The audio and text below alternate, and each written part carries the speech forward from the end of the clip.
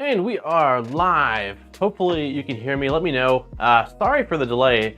I have had a pretty smooth experience with the streaming setup for the last year, and I plugged everything in like I normally do, and I had no output. And so I spent for the better part of 45 minutes troubleshooting the Camlink Pro that I use. So hopefully that's not foreshadowing to what today's stream is going to be like. Hopefully that was all the troubleshooting we'll need to do.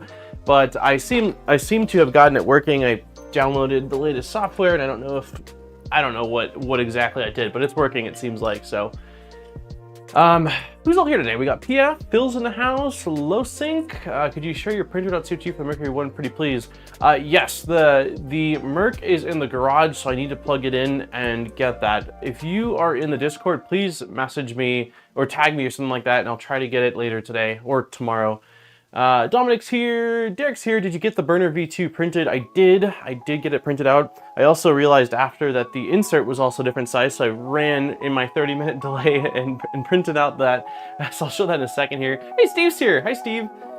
GP says all good. Jose, Jeff, George, RS, Naf, Odyssey, Truggy. How's everyone doing? Nick. So this is the second to last stream of the year, which is wild. I can't believe it's almost 2024. So today we are going to be hopefully wrapping up the sequel to our first stream on the Nami, the Big3Tech Nami, which is this little touchscreen or screen/touchscreen depending on the version. I'm going to go over all of the things that have happened since the last stream we did on that. And today I also wanted to mention an update on last week's stream. For anyone that was here last week, we were playing around with the VZBot, and I was showing off that there has been this artifacting that's pretty gnarly. Let me show you guys this. So I can get the best angle to show. There we go. That shows it really well. So there's artifacts on the prints, and I've used the VZBot a ton actually, and in a lot of the prints you can't see it. It shows up with certain colors more. Black is the absolute worst at showing this sort of chatter or ringing. And we spent some time last week sort of going over a few things. We cranked up speeds to what I think is ridiculous speeds, like 50K XL, and tried that. I also tried running input shaping again at the correct frequencies up to 200. And I also played around with some micro stepping, and I didn't notice any difference in the changes, so I'm not entirely sure. A sort of new development though is that Steve printed the exact same part in, I don't know if it was the same filament, but I think it was Polymaker ASA or ABS in black to get the closest one-to-one comparison with mine, and his looked identical. So not that I'm happy that Steve has artifacts on his VZBot, but it makes me feel like it's either something with the kit or something in the config. I don't exactly know, but we are both experiencing it. So hopefully one of us can figure it out, or if as more of these kits get out there. I don't know if this is something unique to the 235's hardware because it's quite different than the VZBot 330, but either way, I wanted to update that. I've tried a few additional things and really haven't gotten anywhere with it. So we are hopefully figuring it out. Okay, so yeah, Steve did black ABS, just KVP, and it looked near identical to mine. So yeah, we're not exactly sure what the cause is, but hopefully we can figure it out, and hopefully it's not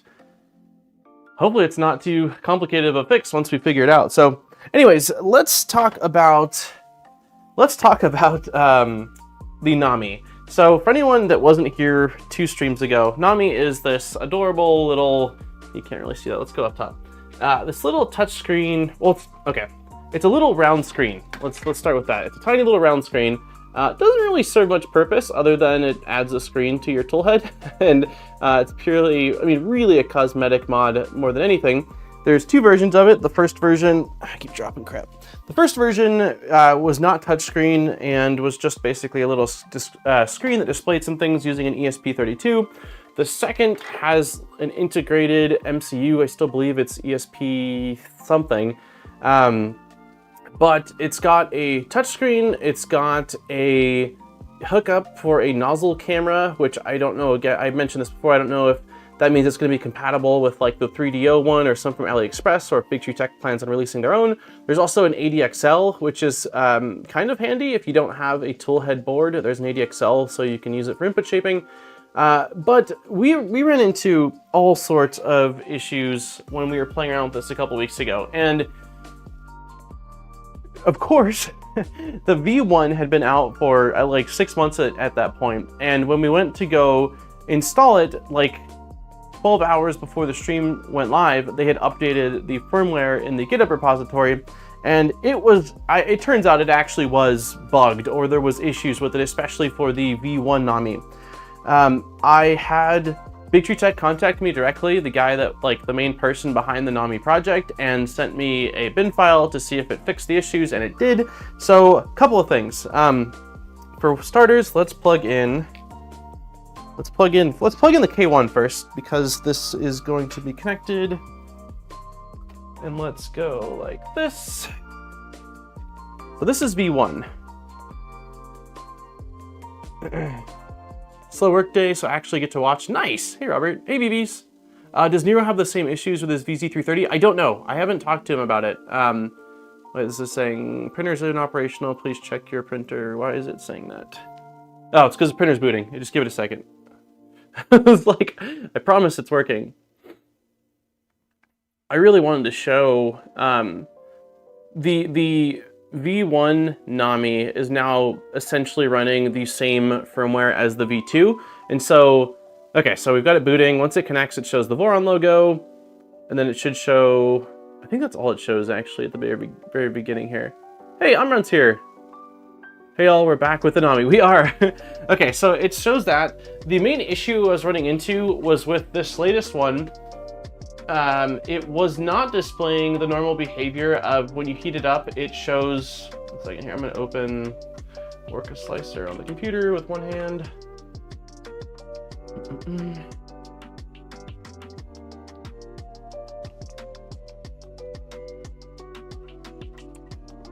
It's opening. Okay, so K1 Max device.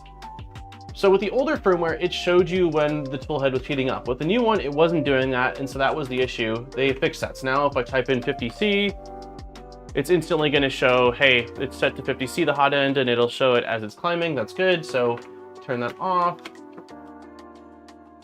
And then if I go down to the bed, and I set bed to 50C in mainsail, we can see it instantly shows the bed heating up. So the behavior is working well. The only reason, so I'm not using Nami 1 for today, and there's only one reason for that.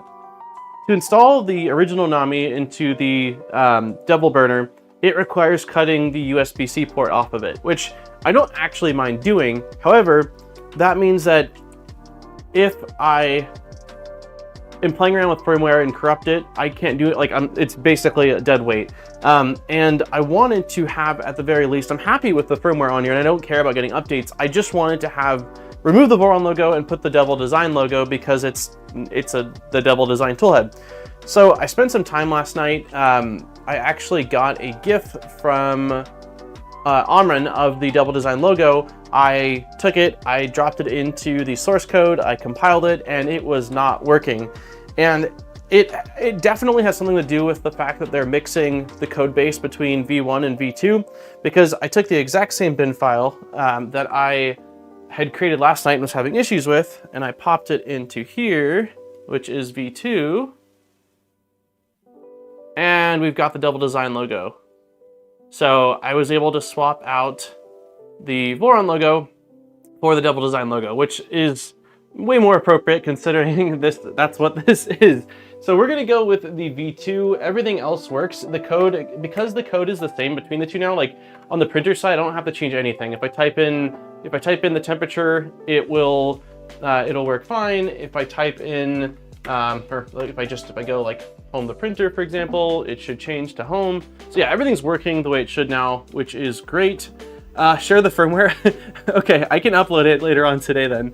So yeah, it's working, everything's working the way it should, which is awesome. And with this version, you don't have to cut the USB-C port. You just have to do a slight modification to the fan. So yes, everything is working as it should be.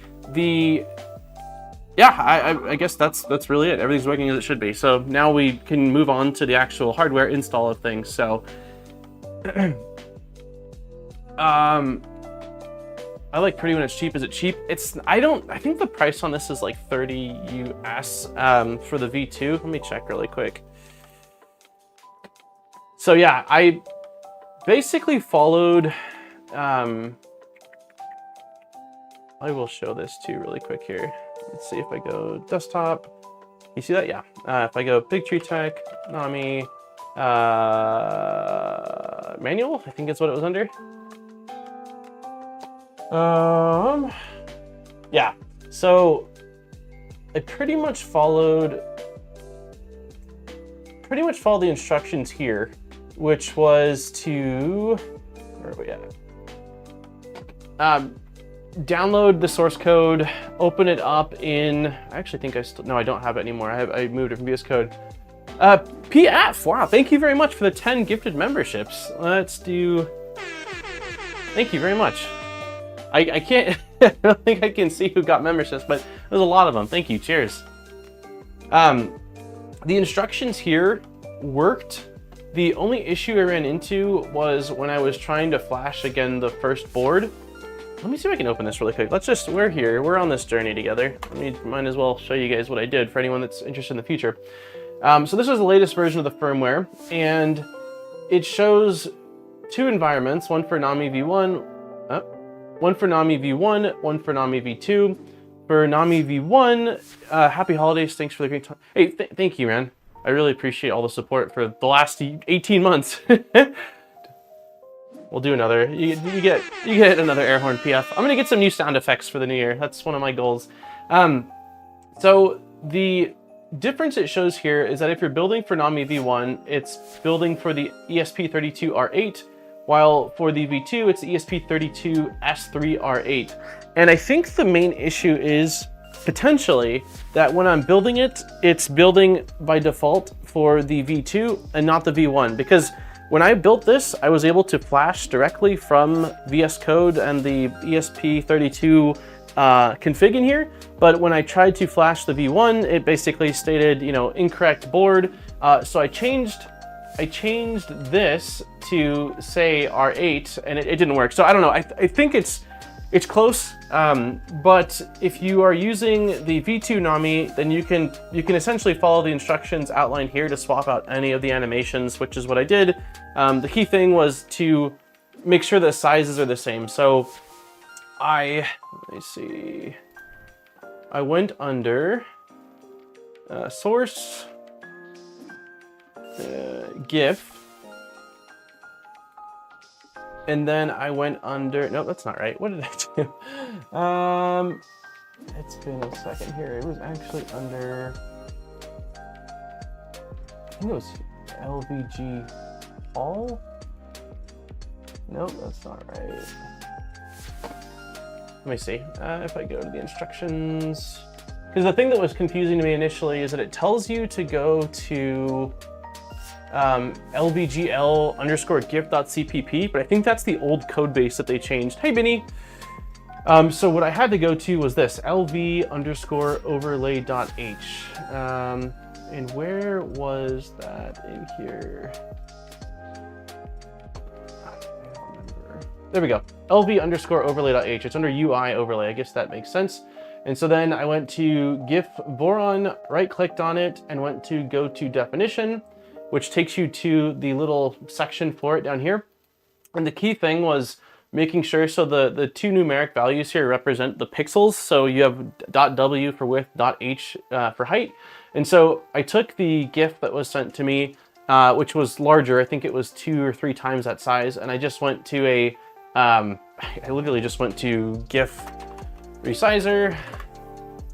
Pretty sure I went to the first one. Yeah, it looks like it's purple from visiting. And went to, let's see, this would have been yesterday, animated GIF, upload. Yeah, so this was the original one. This is the size. It was a 600 pixel width by 600 height, which would not, I don't know, it might work, but I think it would cause some serious lag because of the file size difference. So I just went down here, resized it to the same size as the Voron logo that they ship it with, which is a 150 by 150, which is a 25% of the initial size.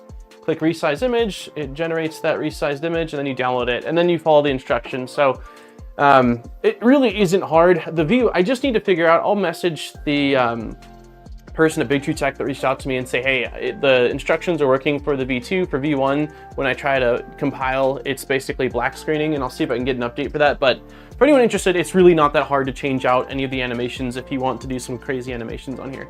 So, hey Experiments, hey Doom, hey Nice, how's it going? With Platform.io, you can build for a specific environment, I think, so it should be possible for the V1. Yeah, I'm sure it's just a matter of something. I'm sure it's something really simple, John. Or John Paul. Is John Paul? I think it's pronounced John Paul. I had a John Paul in high school 11 years ago. But yeah, I think it's just a matter of me not compiling it correctly. I don't use VS Code or Platform.io very often. I haven't compiled Marlin in probably years now from beginning. So, okay, now that we've got that and we're good to go, we are moving on to the actual physical install.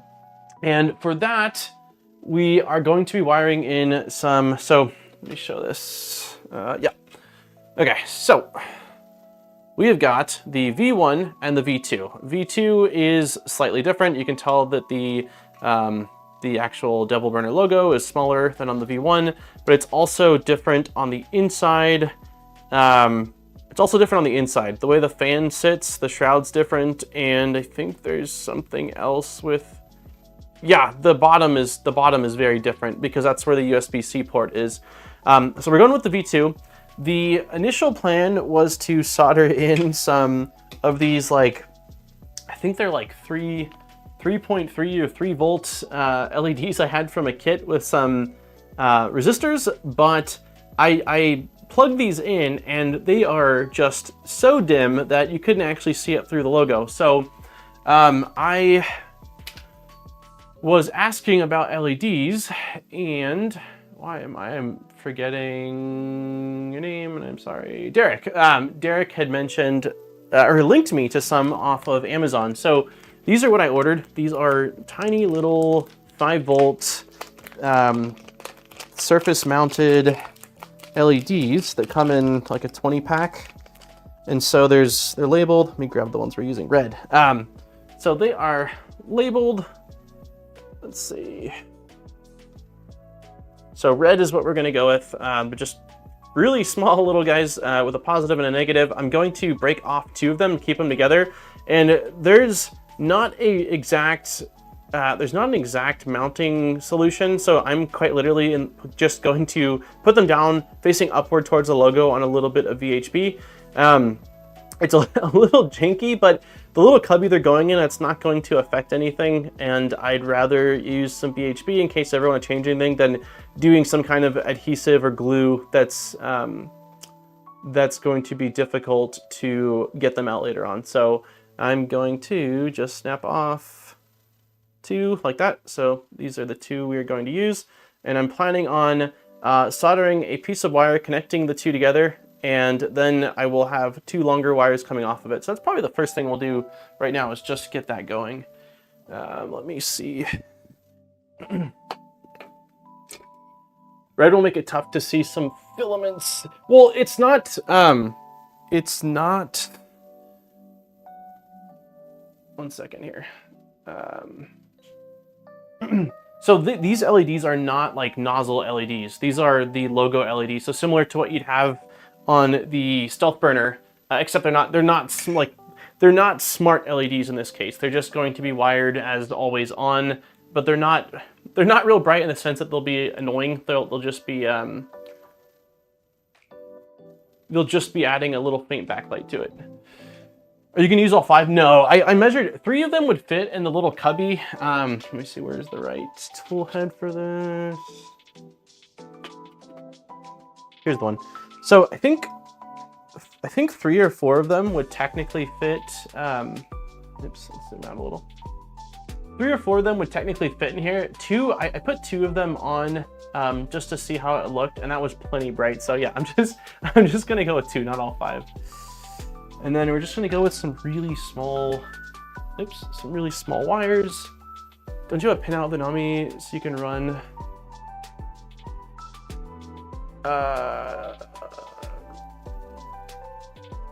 Maybe, I haven't looked.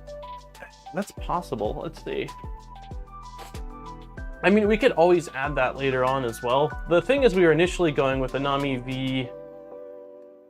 We were originally going with the Nami V1. Let's see, hardware.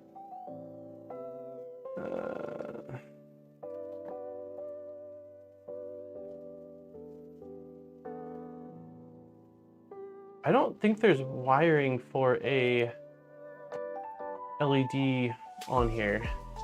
Let me see, where's the V2? This is the V2. Yeah, there's no pins. There's power in, USB-C to update. You've got well, there's a small connector, which is for, I believe, maybe that could be used for it. I don't know. These are not Adafruit sequence. These are just on-off. These are just on-off red LEDs, like standard red LEDs. I got Amazon. I can link them. I'll link them a little bit later on. Let me see if I've got some thin wire somewhere. Oops.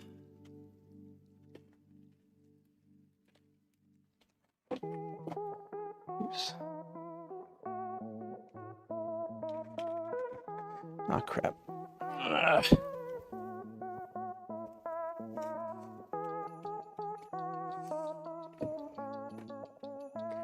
Okay, and then where are my little, there we go, little helping hands.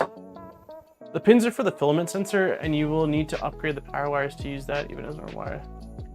Wait, the pins are for the filament sensor, and you will need to upgrade the power wires to use that, even as our wires are such small gauge.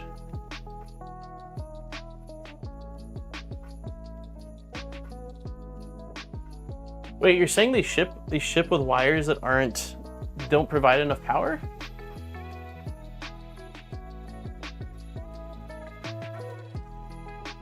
I might have some slightly larger gauge stuff that we can use. Let's first start with doing this real quick, and then I will take a look at it.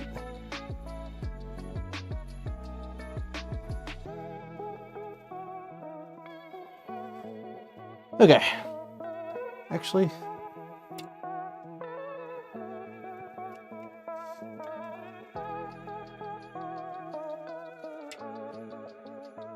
might not be doing that. We might have to hold it like this. There we go. Okay. Let me see. Kind of, not really. There we go. Enough for stock, not the added features. Gotcha. I have. I cannot crimp those pins, but Big Tree Tech sent me some like pre-crimped wires for the Stealth Burner 22209 CAN bus board, which is how I created this little wire, which is a slightly thicker gauge than what this ships with. So let me see if I've got. I think I can use these instead of the wires it ships with, then, to give us a little bit thicker wire, because it is really thin. I do admit that the stuff it comes with is ridiculously thin. Power for the soldering iron. Let's not unplug that. We can unplug this.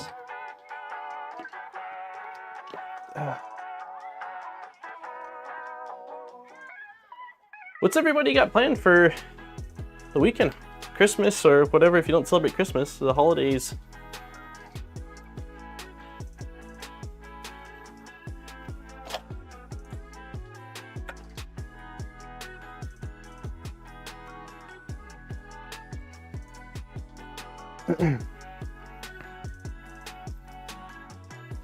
Okay, I'm going to start by just tinning these a little bit. Actually, do I want to? Yeah, I'm not going to do, because I'm going to be laying this on VHB, I'm not going to push the wire through the hole. I'm just going to solder it to the top.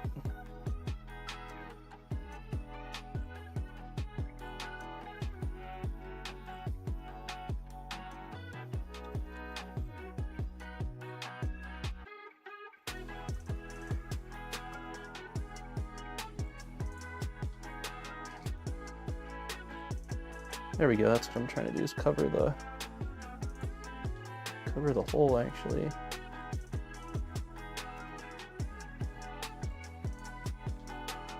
Yeah, my soldering skills are questionable too. But I've done enough to usually get the job done without damaging anything, so that's kind of where we're at.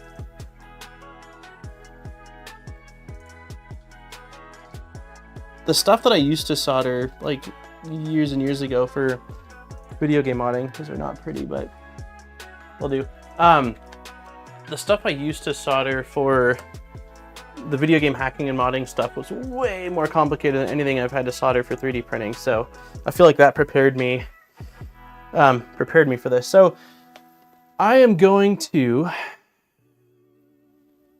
how do I want to connect these? Probably going to do, man, maybe I should have done a through hole for the connecting wire. Let's see.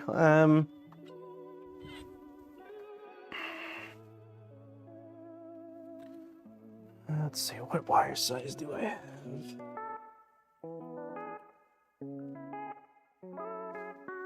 I'll use this. I made a lot of money RGHing Xboxes. That was actually my, so my first full-time job was at McDonald's when I was 17. And while I was working there, I got really into video game hacking and modding through someone I met locally, and then dove into the forums online. And that became, yeah, we're gonna just like straight jump it. So let's do maybe like that long. That became my full-time job for probably the next year and a half or so. And that's what started this channel, was video game hacking and modding repairs and stuff. I really enjoyed it. It was super frustrating, but also incredibly rewarding. Kind of like 3D printing. Let's see. Okay, let's expose a little wire.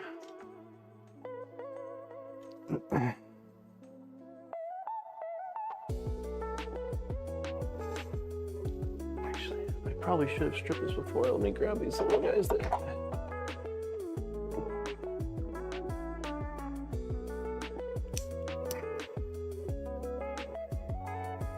Can't even get enough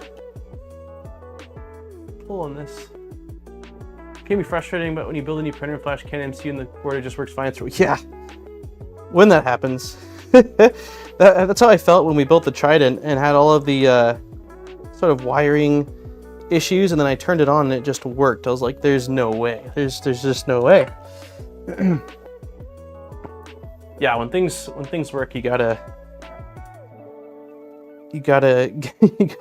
say thank you to the printer gods.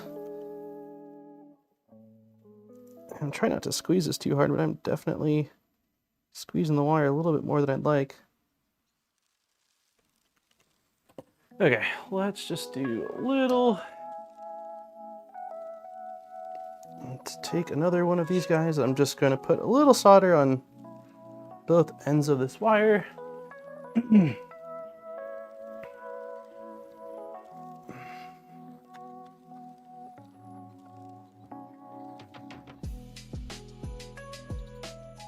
Nice. Nice.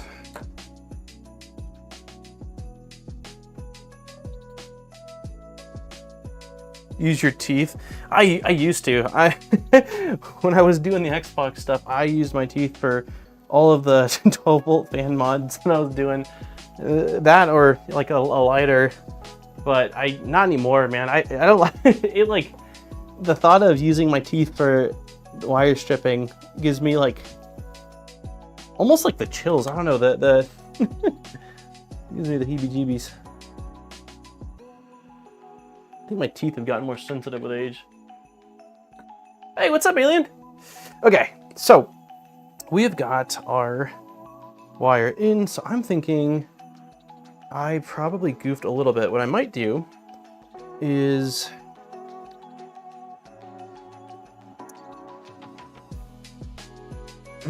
for the second one, I'm almost tempted to twist these wires together. Okay, let's start by putting one wire on the negative and positive side. So let me go, wish I had a third hand right now. Let's see. Set you down like that. Oops. Yeah, let's just go like that. This should hopefully be the longest part of this. Once we have this wired in.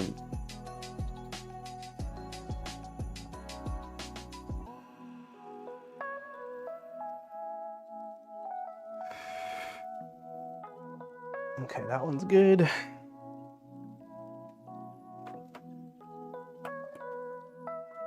I definitely need to get a solder stand for this pine sol. If anyone has a recommendation for something, yeah, that looks good. So that way I can just twist it like this. That's a pretty damn stiff wire. Okay, let's do the other side.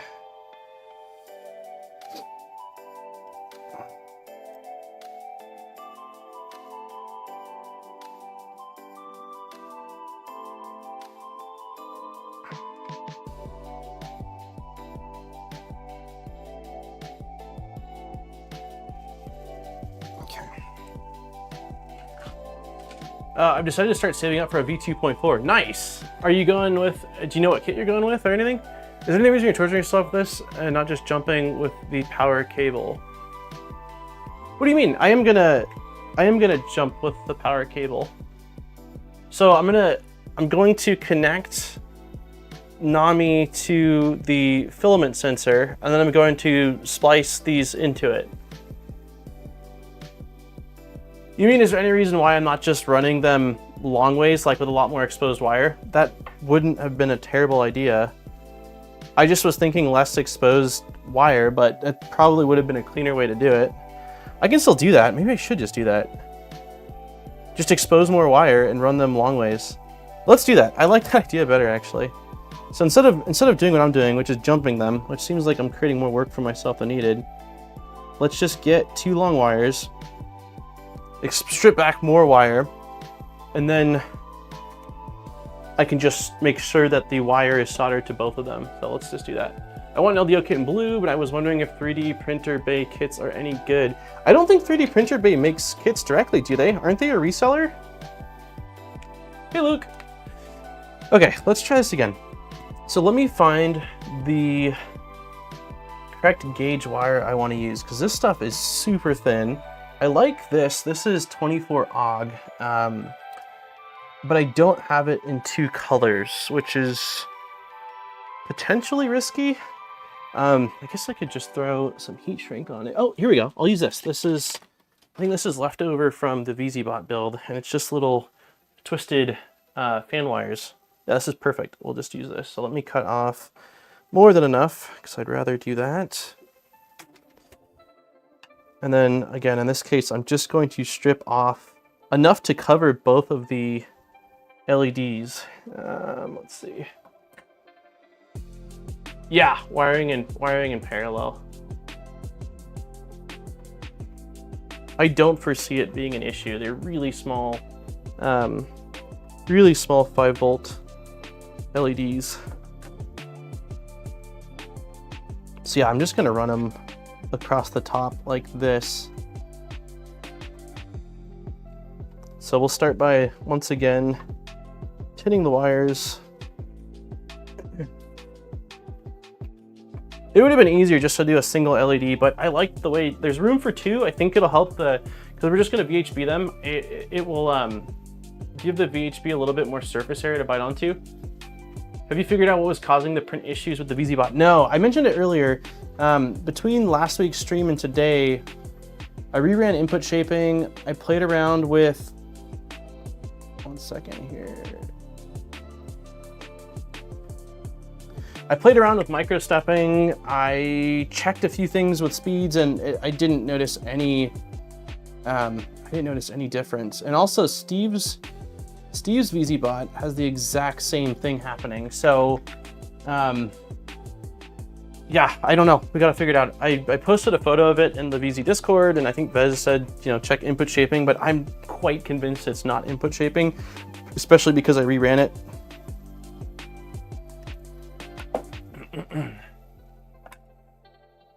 Okay, so let's do this.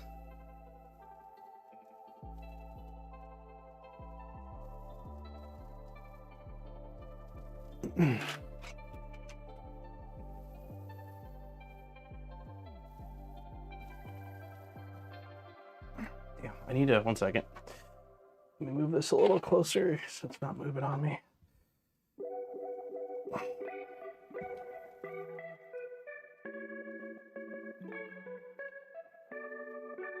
There we go.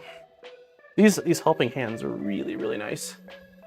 These are called Omni Fixos, and they are definitely not cheap. They were recommended by a bunch of people in chat. I don't know what we were soldering at one point, but a bunch of people were recommending it, and so I decided to splurge and pick them up. And I gotta say, I really like them. Okay, one side's done.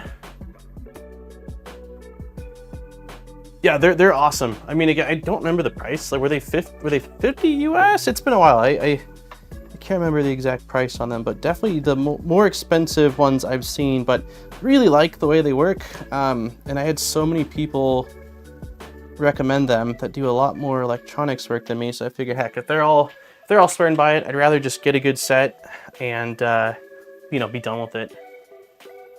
Oh, are they 60 to 70? Damn. It's been a while. I think I purchased them last year, and then it took like 3 months for them to ship because they were on a pretty heavy back order.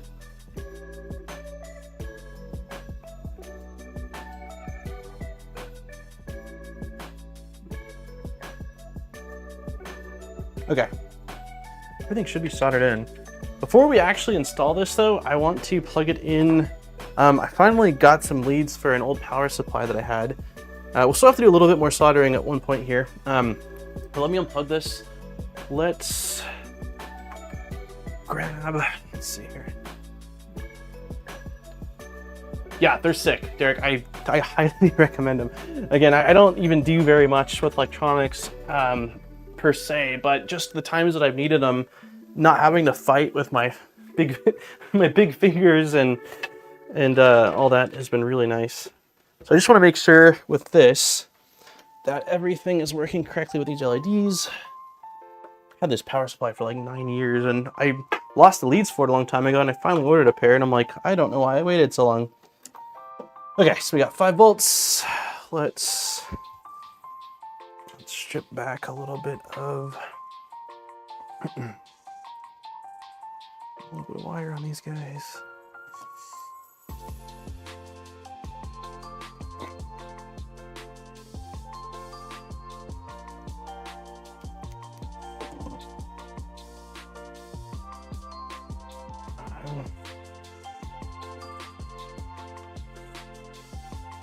Red and black. Nice.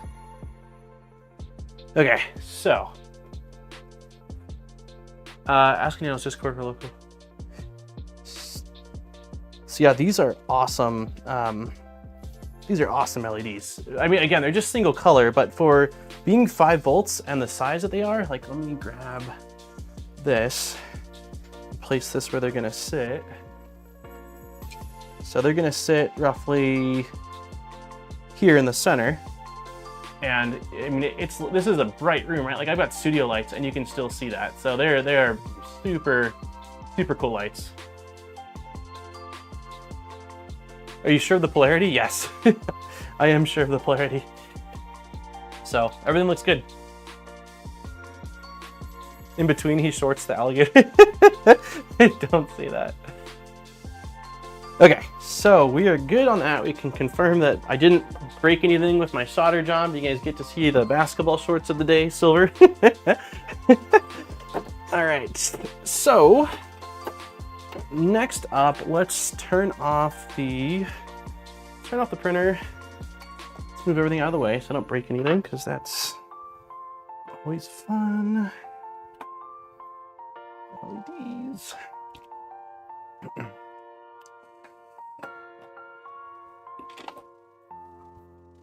Okay. Now it's needed to print. Wait, what do you say? Now all that's needed is your printer to start each job with by your command, right? 30 milliamps, you can get away with all 5 LEDs. Oh. Okay. So I already took off the LiDAR. So for anyone that doesn't know, the K1 Max, K1 doesn't have it, but K1 Max has this little LiDAR unit that sits next to the toolhead. And even before I flashed it or you know, got it running regular mainsail, it didn't do anything because I didn't have it enabled. And I primarily run, there we go. I primarily don't run smooth sheets. I run powder coated PEI. And so I picked this up, and powder coated PEI is not compatible with the LiDAR for Bamboo or for this. Just the texture throws off its ability to measure. So I unplugged and pulled out this guy. So I'm not going to be reinstalling it. You can totally run it with the Devil Burner. It doesn't affect it, but I don't see the point. It's just this big block that sits next to it. I'll hold on to it. I'll hold on to it in case, but I'm not going to be using it, so I won't reinstall it. So there's a little metal bracket. I probably should have lowered the bed on this. Hold on. Let's power this on and lower the bed so that way I've got more room to work. Probably would have been a smarter move. Yeah, powder coated PEI is my absolute favorite.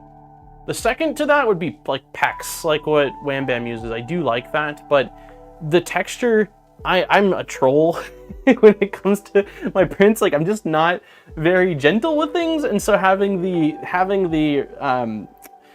less prone to get damaged of the powder coated bed, and not having to be quite so much of a stickler about your first layer because you can just smash it a little bit more, and it's going to be a uniform layer versus being able to see micro gaps. I like it a lot. So, okay, let's go ahead and home this printer really quick, and then lower the bed, and then we'll power it off again, and I'll start tearing apart the tool head.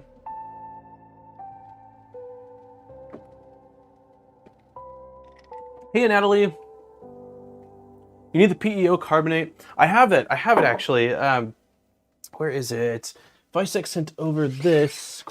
Oh no, I scratched it. Wait, hold on. Is that a scratch? Oh God, I already scratched it. I haven't even used it. Well, yeah, I've got. Vicek sent this over for one of the Voron builds. It's the like diamondy one on one side, and then it's got powder coated PEI on the other. So I'll play around with it at some point. I've just been waiting. But yeah, I didn't realize this side actually has a lot more texture than I thought it did. And so when I rubbed it against the other sheet right now, I definitely scratched it a little bit, which kind of sucks. Let me put this somewhere where it won't get rubbed on anything. Yeah, I didn't. Now you're telling me, Alien. I didn't realize how fragile they were. Okay, dropping the bed. Dropping the bed. Let's do 2 more times. All right.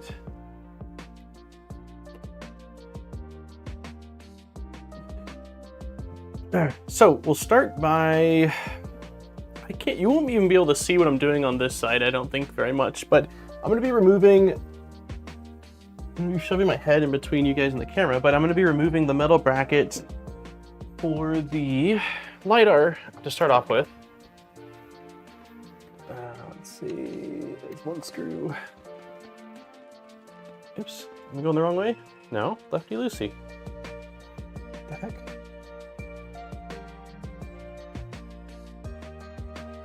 Wow. Did they cross-thread that when they installed it? What the heck? Oh no, it's a plastic screw, so it was threaded into the tool head, so. Wow, those are really in there tight. They look nice, the PEO, PEI, PEI. Nice to have texture. Yeah, it's more just for fun, I think, but I can see like someone that's selling stuff that's printed that could be like a nice bonus ad, like, hey, you know, charge a few extra dollars and it'll have this nice surface, especially for gifts. Okay, so all I did was remove that. Now we've got our just our regular, this is how it would look on the K1. And there's two screws, one on the left side under the silver faceplate and one on the, I said left while I was putting it right. One on the right side, one on the left side. So let's take these out. Like that. Not lose these screws. I'm gonna come around to this side because I can't see. There we go.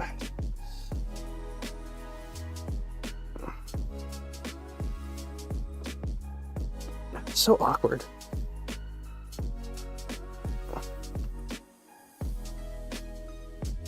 There we go. Okay, both out. Try not to do the Uncle Jesse and break that door. I'm quite paranoid of it because I mean, I know that his tilted on his stream and it was quite a bit of force on these hinges, but it definitely scared me because I'm fairly clumsy. So I'm just going to grab cable chain and pull it out of the way, which will let me lift this up and pivot off. And then there is a little fan cable. There's a fan cable right on the top right here. And I've already, my, the adhesive that's normally on it, I already broke mine, so I can just, well, I guess I'll not wiggle it. I will just pull right there from the plug.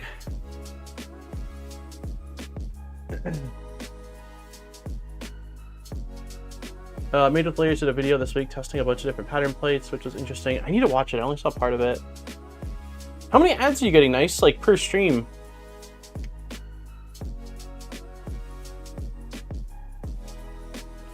Okay, so we are going to be, I think the only thing we're actually reusing is the fan, not even this bottom piece here. So we'll take that out in a moment, but the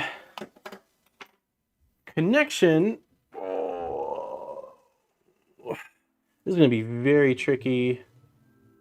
Print those new hinges. Is there a set, like a standard set that most people are recommending? I've seen a few, but I don't know. I haven't looked very heavily into it. Okay, so the connection we are going to be using is this guy at the very top right here, which is a 3-pin, and it's the same size that Big Tree Tech's original CAN bus toolhead was, and it's near impossible to crimp. I mean, I would say it is quite literally impossible to crimp, so I would recommend getting pre-done ones. Let me see if I go here to, let's see if I go here, and I go to the GitHub page.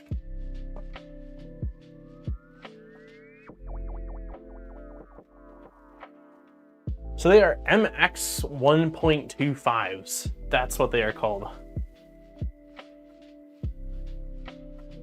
Your third ad today? That's crazy.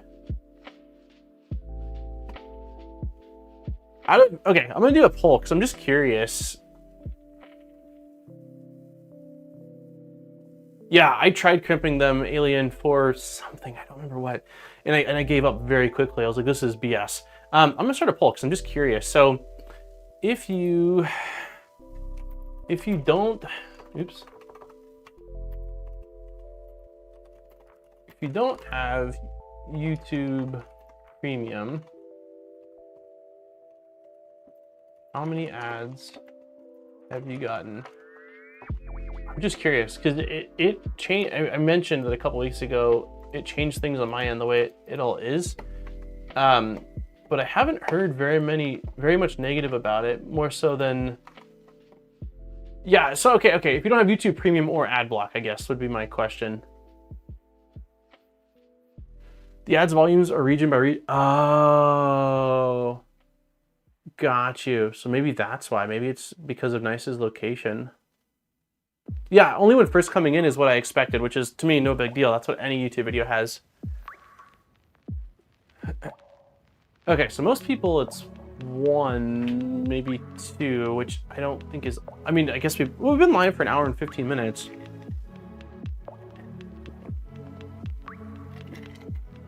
Okay, cool. Yeah, sorry, nice. Is there any indication on your ad when an ad is running?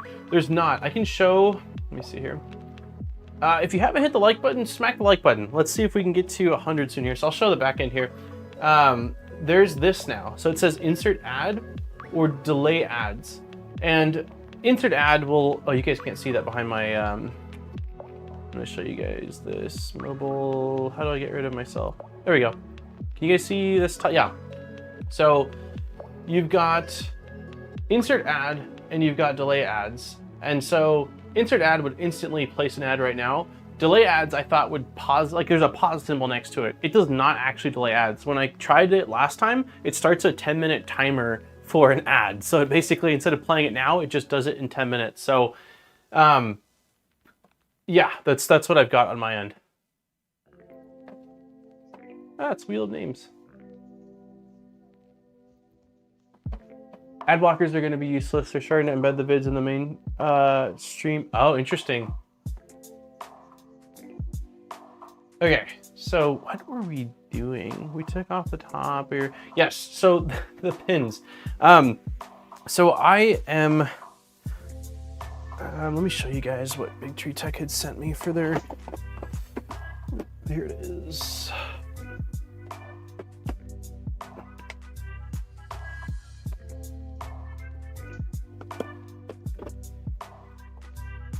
Okay, so Big Tree Tech sent over these guys, which are a bunch of wires that are already pre-crimped with the 1.25s, which is incredible. I'm gonna buy more of these just to have, because I tried crimping them, and I think I told Steve that, like, I tried crimping them and it was the worst thing ever. Did you link to LEDs? I did not. I can do that. Let's see.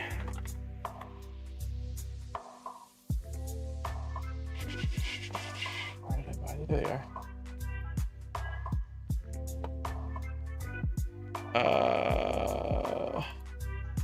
You know what? I'm logged in, so we'll grab an affiliate link if anyone's buying them. Let me see if I can add them to the video description really quick here versus just posting them in chat. Let's see. LEDs. I am using. Okay, I think it's in the video now. And it's also there as well, but it should be in the description of the video. I need to update the icons. Yeah, I know, nice. I know, nice. I know. I'm still trying. It's probably gonna be a squirrel. We're probably gonna do like Grandmaster Squirrel for it. So, anyways, it comes with these, and then it comes with a bunch of the actual connector pieces, like 2 and 3s, and that is what I'm going to be doing here for. Let's see here. Let me show. Here we go. It's down here. So I don't know what gauge these wires are that come with the Nami, but they are the most like ridiculously thin power wires I've ever seen. So I'm going to be swapping them for 2 of these wires, which are at least, I would say, 50% larger. And I'm going to use the same connection, the same 2-pin 1.25 connection on here. So to do that, let's see, I'm going to go with, we'll do black, and I'll leave 1 black, 1 orange. Black will be ground, and then orange will be our 5 volts, like that. And then we'll grab the little connector. I mean, just so that, because it's kind of tough to get a scale, I think, but to show you guys the scale of what you'd be crimping if you tried crimping these. I mean, this is my fingers. Let's see. Like, that's the 2-pin. Like, that's my thumb. That's ridiculous. I really tried to crimp a couple of these, and it was awful. So, I mean, you're more than welcome to, but they're only, I think, a few dollars on Amazon to get them pre-crimped in like strips like this. I would highly recommend doing that. I think it was Steve, I'm pretty sure you were the one when I was talking to you, complaining to you about these cables that you mentioned these. Yeah, they're awful. To me, like the PHs are the smallest that I will crimp and not be sad about. So, okay, let me really quickly here just match up the colors. So we've got facing like this, red is on the right, so we'll do orange. Orange on the right.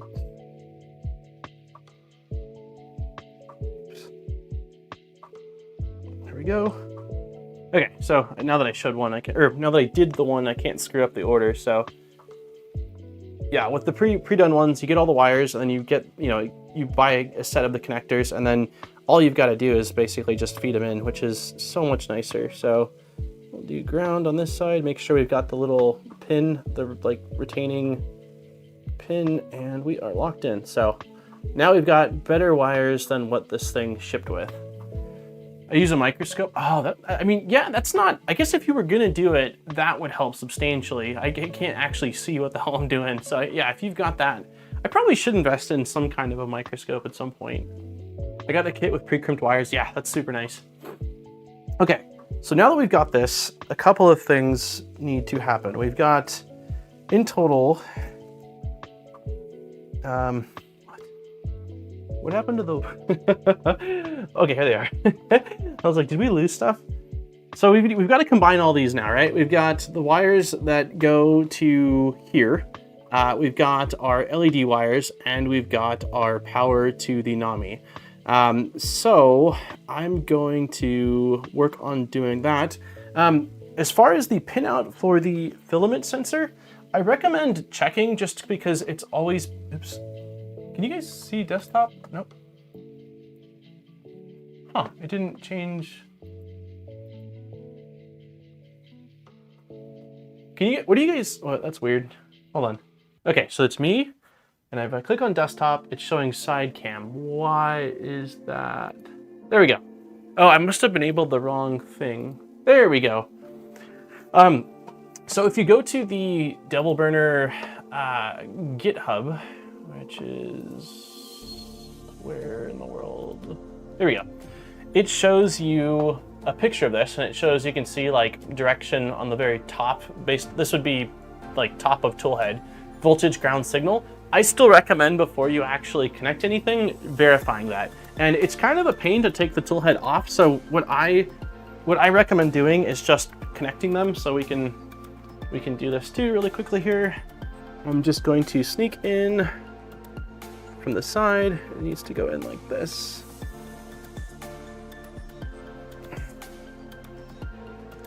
Nope. There we go. Okay, so I have it plugged in, and then I'm just going to grab my multimeter and verify that that is 5 volts. Yeah, exactly. When in doubt, probe it out. I would be absolutely super bummed out if we connected things and shorted something or damaged the Toolhead board or the Nami or whatever. So we will go to voltage. Oops, voltage, and it's on AC. We don't want that, so we will switch to DC, and we will make this where you can see it. Yeah, you can see that. And then we will try to untangle. Wow, they're really tangled. Let's see.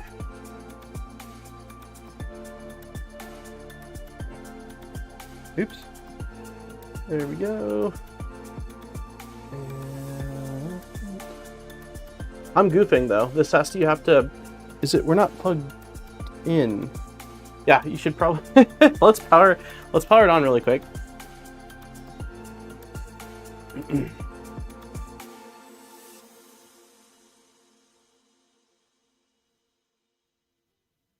Let's see. And it's still booting. I think that's the reason why we don't have, yeah, 5 volts. Well, I'm moving it up a little bit, but... Wait, were we powered on? What is going on here? No, I don't have the cable. 1 second here. Do not short them. Yes, I won't. Thank you, nice. Let's try it again. There we go. Now we got power. So let's check that one more time. Red on red, black on brown.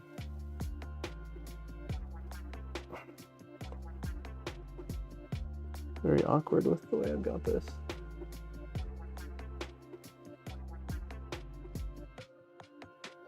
Okay, this is not what I wanted. Red. Red.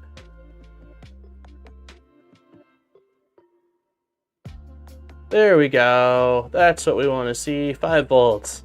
I had to hold the wires to the ends of the prongs, but yeah, there we go. So we can confirm it's 5 volts. We've got it wired in correctly. Beautiful. So it takes a second, but I would still do it. Again, it's not unheard of for a company to change their, revision of their toolhead board, and they're not taking into account aftermarket modding. So cool. So now that we've got that, I'm going to, let's see, what do we want to do next? How many Wegos? I like them as probe clips. I do have Wegos, and that's a really good idea, actually. Yeah, that's a really good idea. Okay, so let's go ahead and take the fan out. Let's take the fan out of here. So the one thing we have to do, we have to slightly modify this fan. It already has a cut in the top, but we have to cut it a little bit bigger. Power off the printer. It is powered off. Thank you. I'll unplug the power cable though, just so that way I've got the visual. But yeah, it is agreed. Power off the.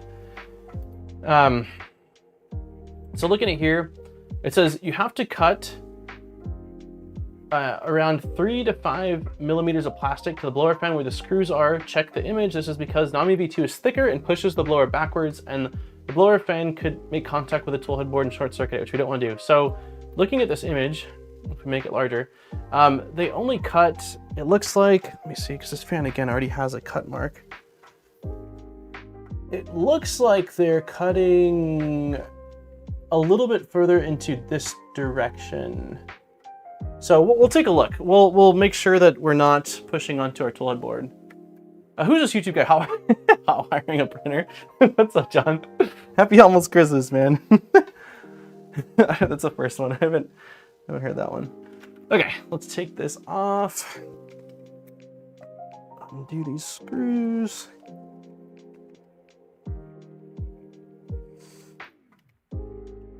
So I believe these are just, yeah, these are, well, there's not a sharp end on them. They look like plastic screws.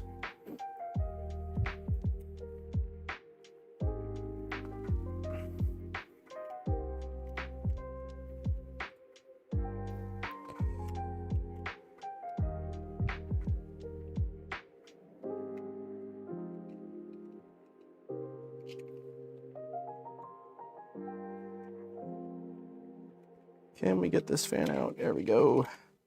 Okay, fan's out. We are not going to be reusing this faceplate, but we'll hold on to it because why not? And then for Nami, we need to get that installed now. Okay, so I don't know where we're going to attach the little antenna on it. We'll have to figure that out.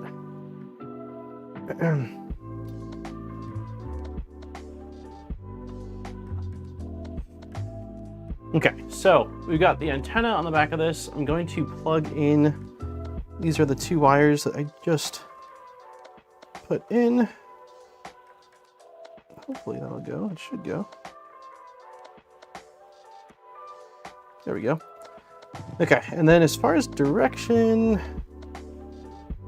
I want to say that USB-C is going to be facing downward. What machine did you print the housing on? It looks nice. This was printed on the X1 Carbon. It did a good job, other than if you look closely up top here, it didn't do a great job. That's probably me. I should have had the supports a little bit closer, but once it's in there in the K1, you can't really tell. But if we're nitpicking, that's it prints like this, so that's the most steep overhang of it. Okay, so again, let's go like this.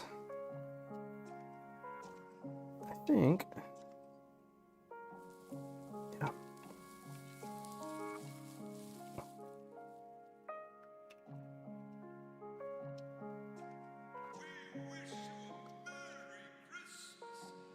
Yeah, so with new design, you can access, although it does have over-the-air updates, if you ever accidentally screw something up where you need to flash it locally, you can, pretty sure where's the reset button? Well, reset button's in, yeah. You can access the reset button from right here, and you can access the USB-C port from down there. So it's definitely a nice quality of life improvement over the first version. So the next thing is going to be putting the fan in here, which is going to be interesting. It's kind of tight. Let me clear out some space.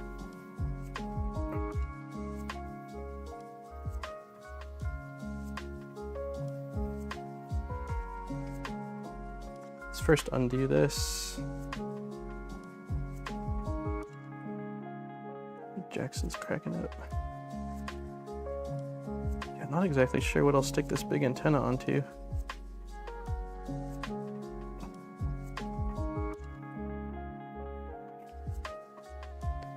Okay.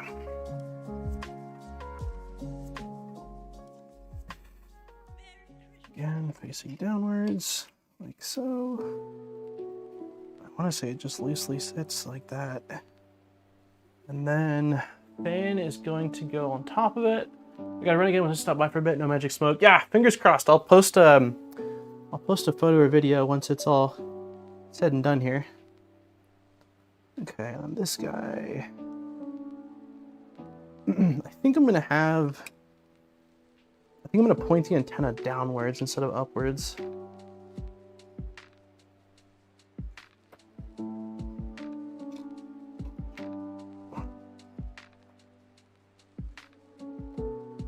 Okay. And this. Let's see if I route it. Definitely a little tight as far as routing stuff goes with this, but I think we'll be good.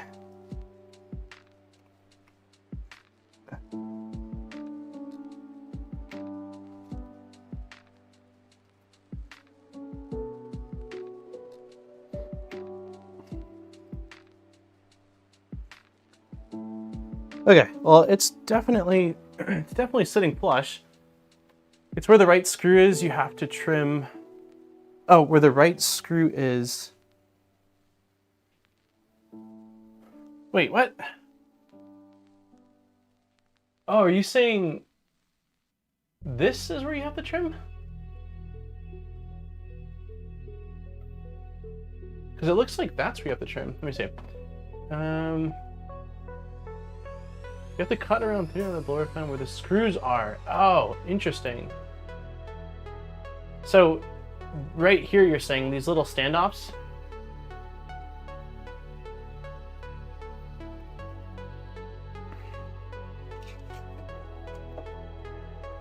Gotcha. Okay. Yeah, no, that is absolutely right. Okay, so we're just gonna use flush cutters for this. Hopefully we can do that without damaging the entire thing.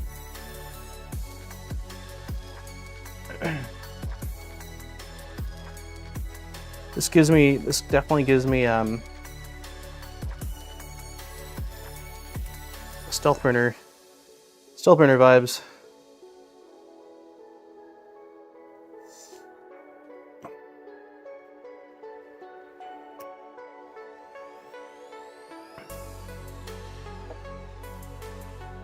Just got my 4th ad. That sucks. Nice. I don't know what to say, man. It seems like half the people say 43%, and the rest are on 2. So I don't know why you're getting so many ads. I used a metal cutting blade. You mean like a rotary blade?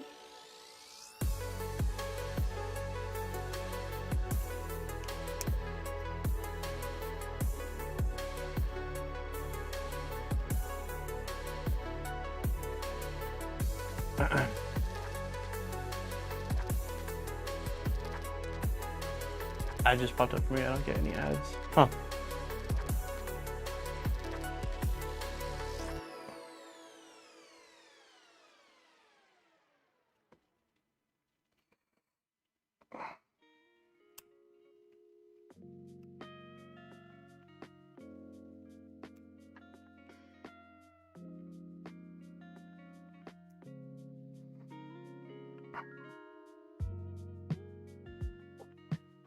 If you're trying to no, a manual fine tooth, gotcha.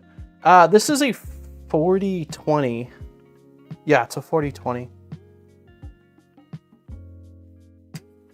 I like modifying the fan more than the Nami. Like in this case, right, if you damage the fan, it's not that hard to replace a 4020. If you're a channel member, YouTube shouldn't give that person ads for live. I agree, that would be a cool perk. Okay, is it just, I think it's just the top two that need to be modified.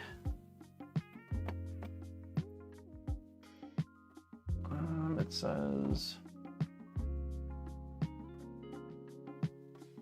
pushes it backwards in the blower fan. I think that it's just the top one.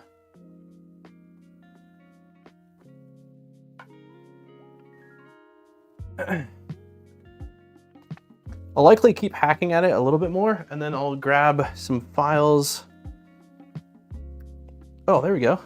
Well, although that took off a little bit more than I think I wanted.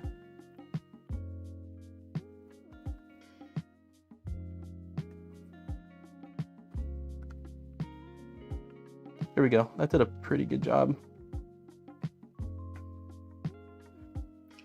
See if I can do the same on this side, and then I'll just take a little hand file in here and clean those two up. You think it'd be possible to mount a Dremel to the stealth press to make it a mini drill press? I think they're working on that. I'm pretty sure that I follow the creator on Twitter, and that they have posted a modification for it that does exactly that. I feel like I'm getting close to, there we go.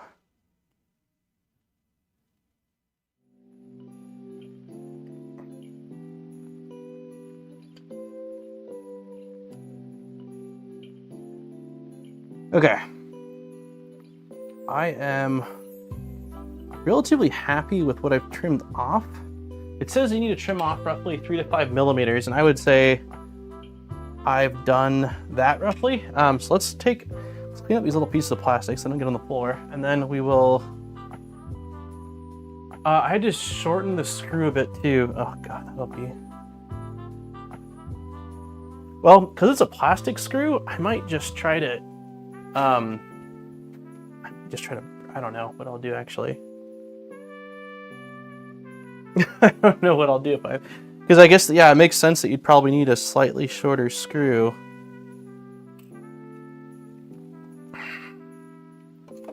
We'll see. Let's start by filing this guy down. Oh.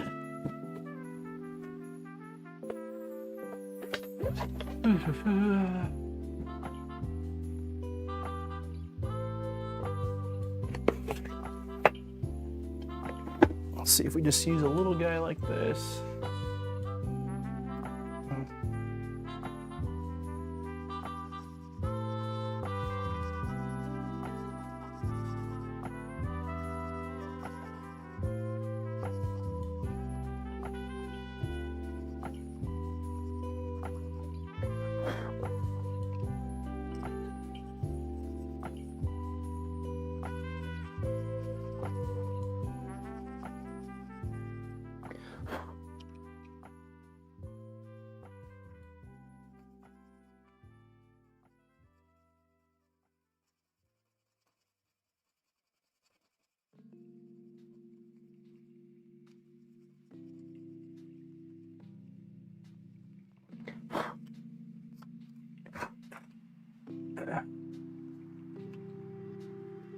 Hey, what's up, Engineering Chaos? Man, I don't know how I could bring you up to speed. We've done a fair bit of stuff today. Started with technical difficulties. Aside from that, I feel like it's been pretty smooth. Okay, let's see. Try to clean up just a little bit around these.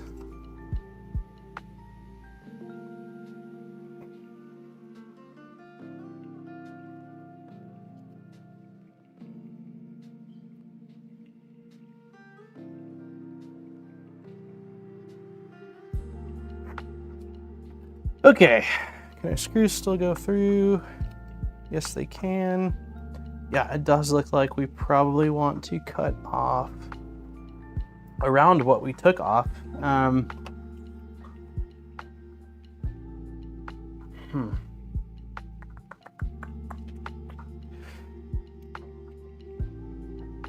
I'm thinking I might just cut, because they're just going into plastic, your screws were metal. These screws are metal. I might just use some, what are these little cutters?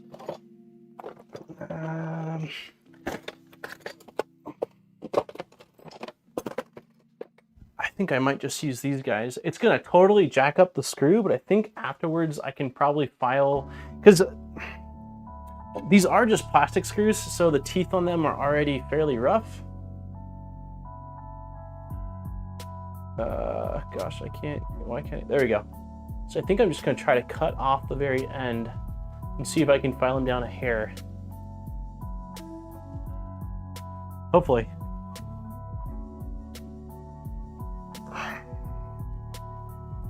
We don't need to take off very much, like a couple. Let's see. Oh, I got one cut.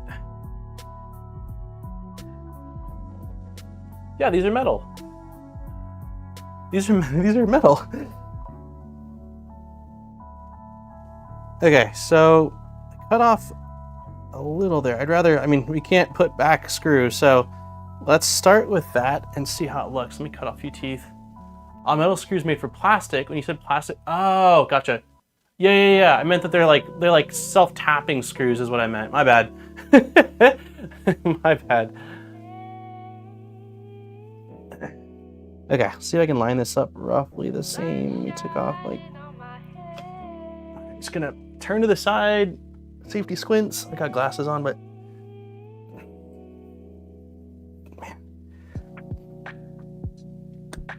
got it.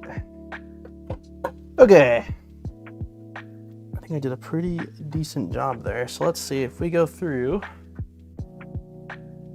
like that.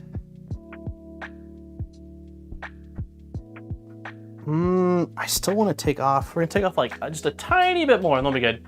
I'm using ribbon. Oh, nice.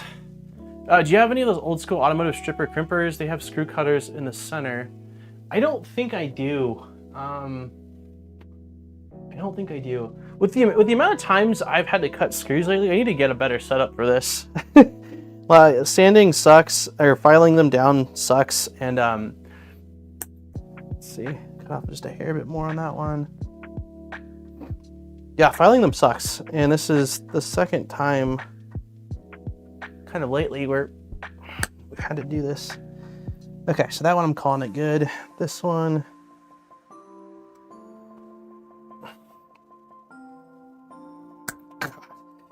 Okay, there we go. I wonder if the end of the threads will be too mangled that way. Well, it definitely mangles the end of the threads pretty badly. If this was going into, like, when I was telling Steve that I was going to do this when we were doing the BZBot build, and he said, no, you're going to screw up the threads. This, because it's self-tapping in plastic, I'm way less worried about it. I feel fairly confident that we'll be okay here.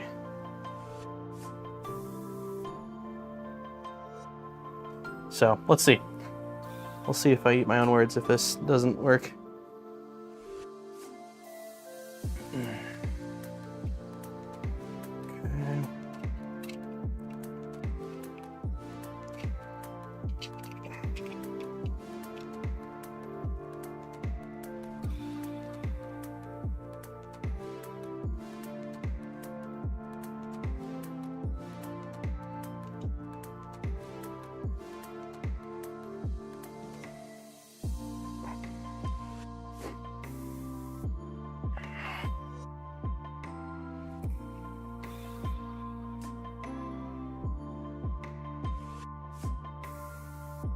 Yeah, that's working. It went in and I feel it biting down, so let's get the other one in.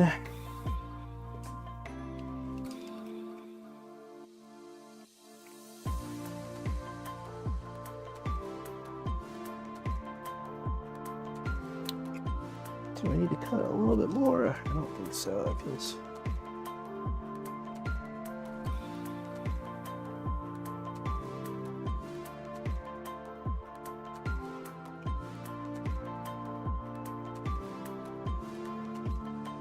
Okay. Cool. That felt good. Pray to the Creality gods. Okay, so final screw. We didn't shorten the bottom one, but based off of what it looks like, he only shows the top two. And if we look at where this is going, this is the board that we're concerned with. There's not really anything sticking out down here. Like, you've got these pins, but there's nothing sticking out. It's really this area that you don't want to put additional pressure into. So I think we'll be fine leaving the bottom screw the same length that it was. Let's see if I can get this threaded in.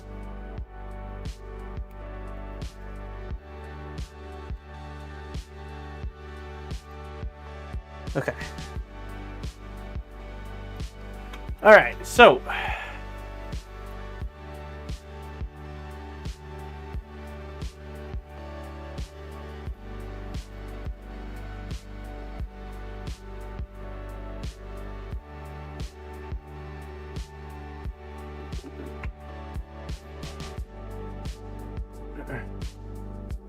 we've got the fan in. Next thing we're gonna do is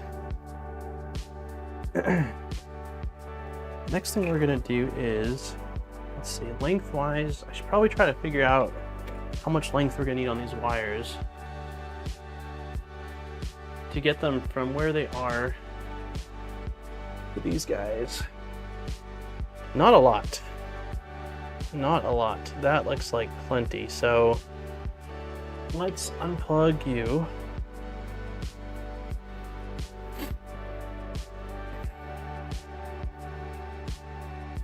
We are getting close.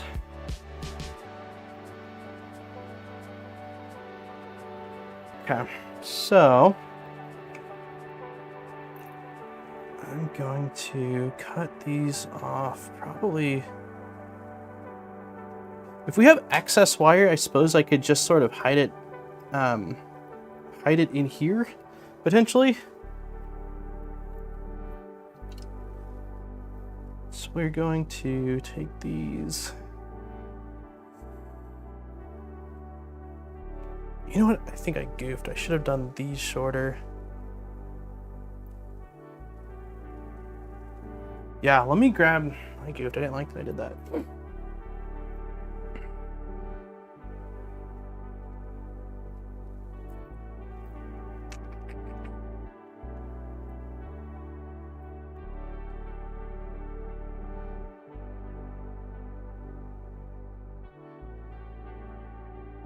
Okay. I want this wire fairly short, so that way I can twist them in with the LED wires and then connect it to the longer wires. So I'm going to undo these. Let's see if I just get little tweezers. Get some tweezers to plug it in. Once assembled, it will be way easier. Wait, get what plugged in once assembled? 1 second, I don't want to damage this. I don't think I have spares for these little plugs.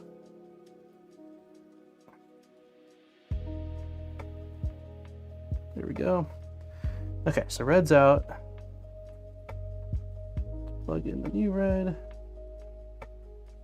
That. And brown is next to it.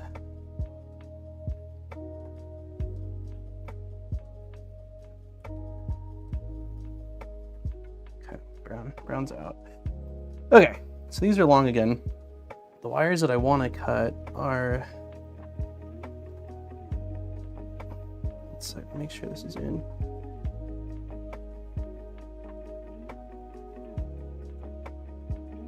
Okay, I want these shorter. So we'll cut these roughly here.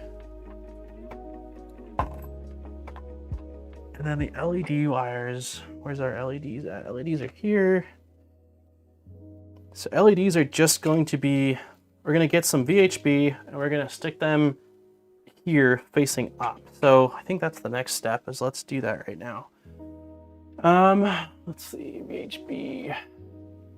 It's about the size of the PCB, I think. Yeah, should be fine. I'm going to, before I apply it to the back here, just wipe it down with a little bit of isopropyl. Because when I was soldering it, could be some residue and my finger oils on it, and I want it to stick in place, so. Okay.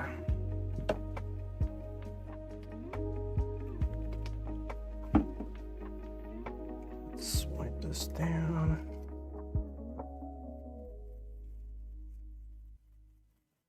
Okay. And then we've got this.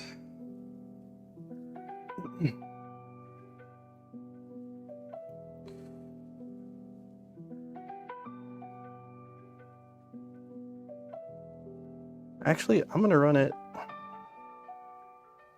Let me go left to right so it covers the pads. There we go.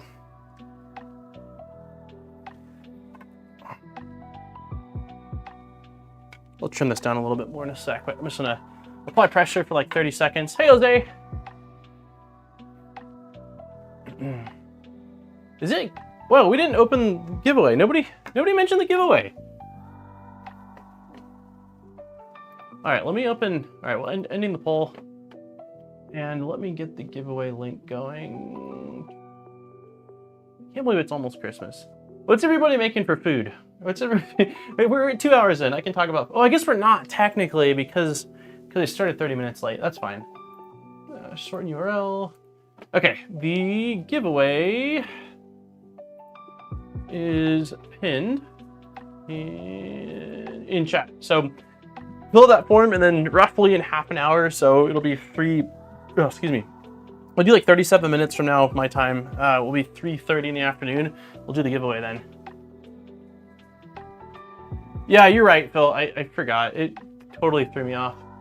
We got a huge. Aaron's got to take it out of the fridge, I think, today and put it in the. Nope, take it out of the freezer, put it in the fridge. But we have a huge spiral ham, and last year I made our own honey baked ham with like cloves spiked into it with mashed potatoes, and she's doing a green bean casserole again. I can't wait. I'm super excited. How many likes are we at? Do we have 100 likes? 94 likes. Hit the like button. Let's get to 100 at least. Let's do 120, I believe. Okay. Yeah, last year was the first time I had ever made a ham, and Aaron's family, my in-laws were visiting, and it turned out so freaking good. It was insane. So I'm going to attempt to replicate that this year. I don't remember what we did for gravy last year, but this year I'm going to use the drippings from the ham. So, okay, this is done. I don't think I've really touched in there, but I want these LEDs to not move around. I don't think they will, but I'm going to just quickly put a dab of isopropyl in there. I'm making reservations. Nice. Are you gonna do the honey ham PF or some other way? Xmas dinner in Australia is prawns and steak. Yum. Growing up, we would always have lobster for New Year's. We like never had lobster any time throughout the year, but for New Year's, my parents would get us like one lobster from the grocery store. We'd boil it with and have it with garlic and butter. Which I'd like to continue the tradition, but I also really love me some spiral. No, I'm sorry. That was for New Year's, so we still could potentially do that tradition. Apple smoked honey mustard glazed ham. That sounds insane. Christmas is always turkey for my family. Okay. Yeah, we did. My mom did a smorgasbord a lot for Christmas, where she would just get a bunch of like meats and cheeses and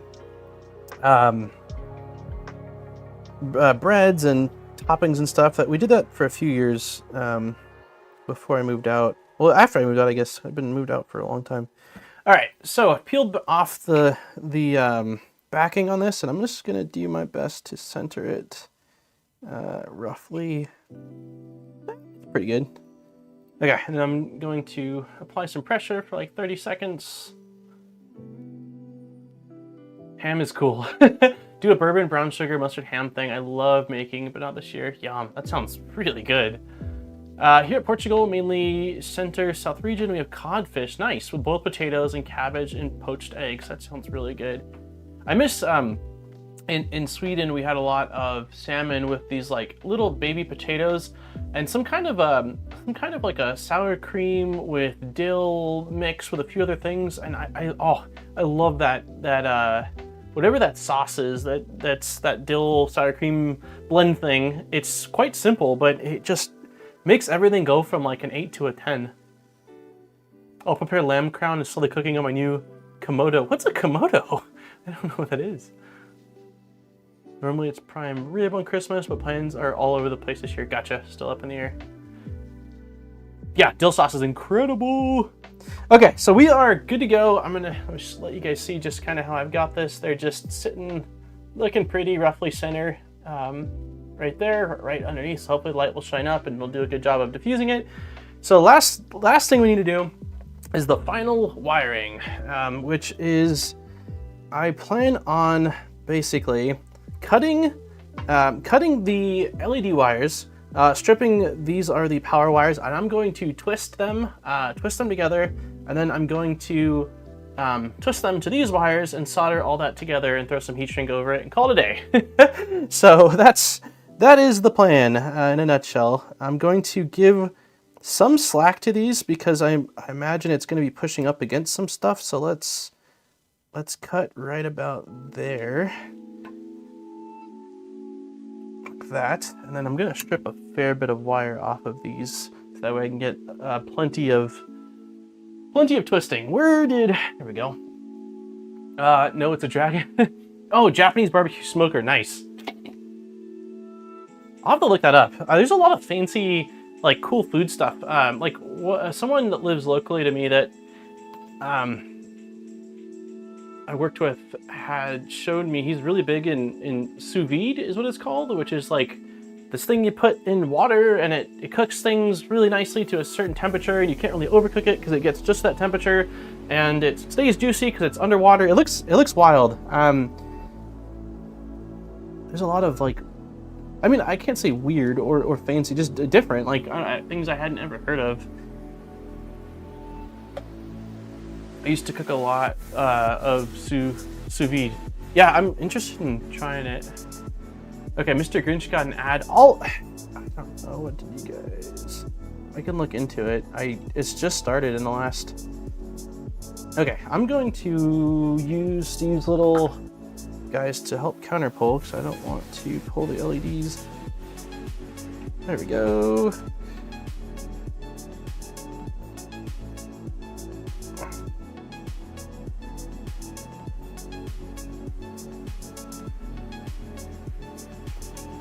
Go.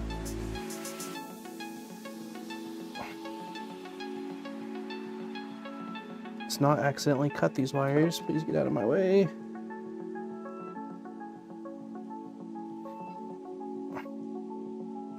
There we go. And one last one. Where are you? Final wire. Nope. Where'd... Oh, here you are.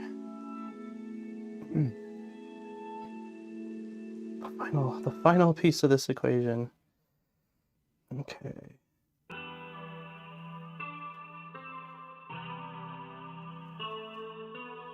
There we go. Okay.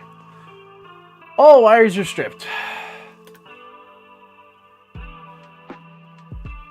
Don't cut the red wire, cut the black wire.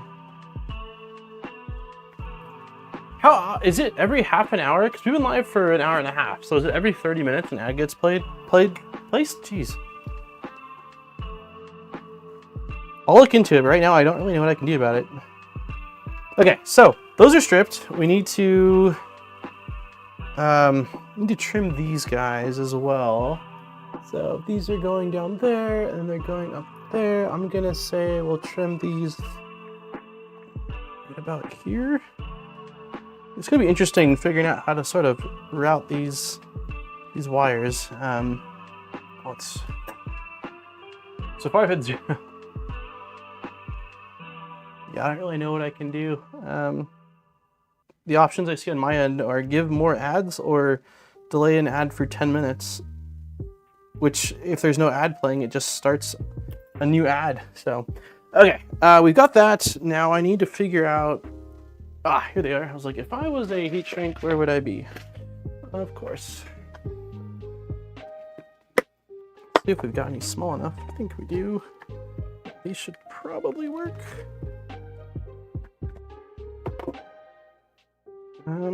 Probably overkill in length. Let's cut these in half.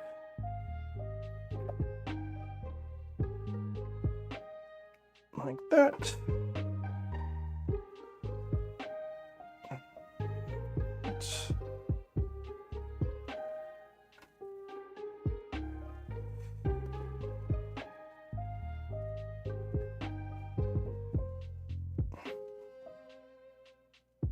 Hopefully these are big enough.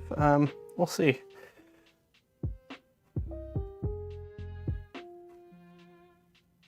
No ads if you have Brave browser. Brave browser is what I use. Okay, so I'm taking red and orange. I am twisting. Twisting that. Let's see. Let me try to line them up first. Okay, lined up. Twist. Only like a little, and then I'm gonna get this red, and I'm going to twist like so.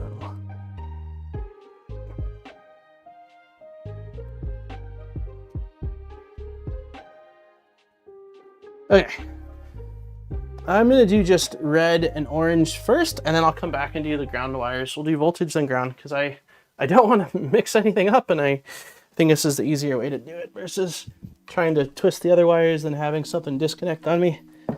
We should be two little soldering things. I'm watching YouTube because of how much they're pushing. I'm watching less YouTube because of how much they're pushing the ads.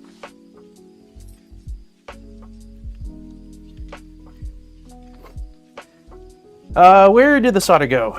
Solder, there we go. All right. There we go. Let's clean off the tip. Oh, stabbed the printer. Sorry, printer.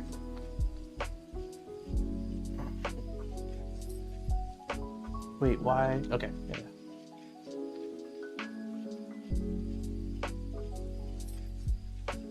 Okay, beautiful.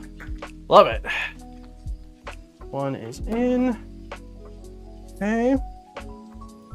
Let us cut the end off of this, like so, and cut the end off of this. Just getting rid of any, the only reason why I exposed so much wire was to make it easy to twist, but I don't actually want that much wire. Let's see if I can, there we go. There we go, heat shrink. Okay, I don't think, oh, that's gonna be interesting. Shoot. Wonder if I should have gone with a slightly larger bit of heat shrink. No, we got this. We got this like a glove. Okay. All right, one's done. Whew, sweating a little bit. Whew, okay. Let's do the second one now. Black on black.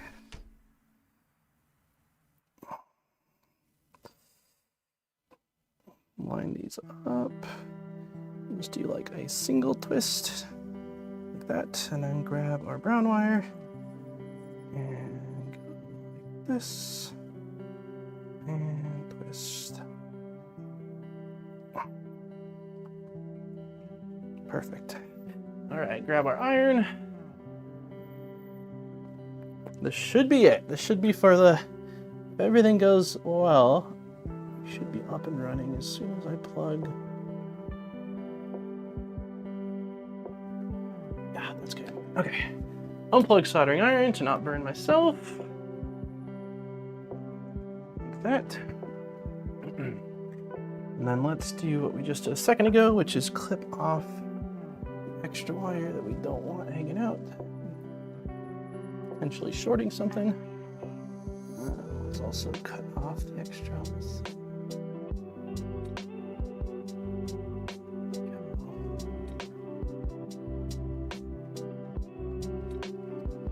Okay, now hopefully again we can get the heat shrink over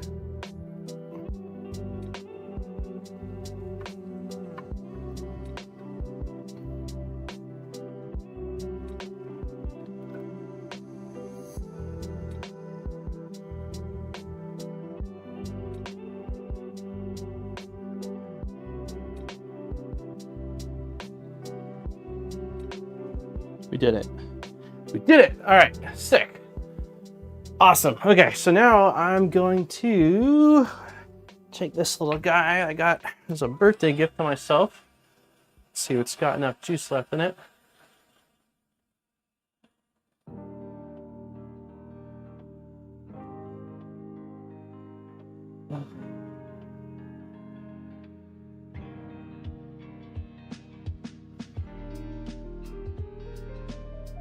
Nearly out of battery.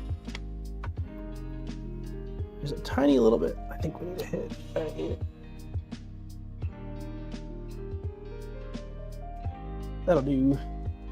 Okay. All right. We should be golden. This is our tool head. I'm thinking about just putting the antenna on the back of this fan. I don't really know where else to place it. I think that's what we're gonna do. Yeah, so I'm gonna peel back the antenna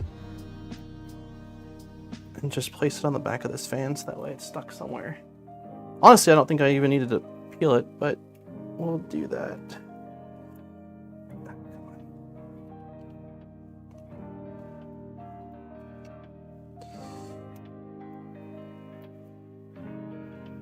That should let me hopefully tuck this wire a little bit better.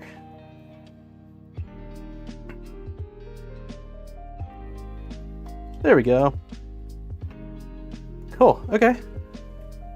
And so this will probably go down like this and then feed around like that. Okay, let's see if this works. Let's see if, I mean, we should be done. If I plug this in, we should be good to go. We should have an LED, we should have power, we should have the Devil Design logo. I definitely think I've got too much wire on this cable, which I can shorten if need be. But for now, I'm just going to start by plugging this in. Like that. Yeah, I don't know actually what to do with all this extra wire.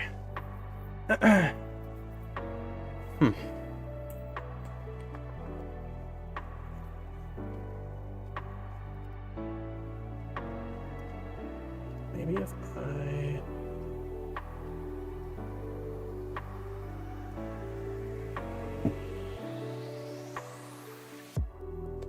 I'm probably going to spend some time later cleaning up this wiring a bit, figuring out what the best way is to route it. But for right now, let's just see if we can get this plugged in and closed up.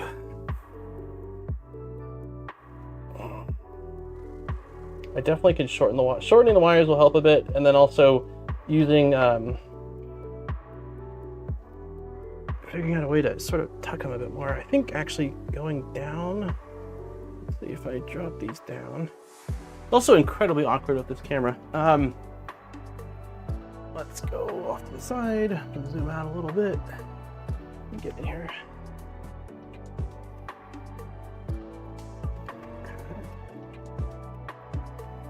I'll try to show what I'm doing when it's done.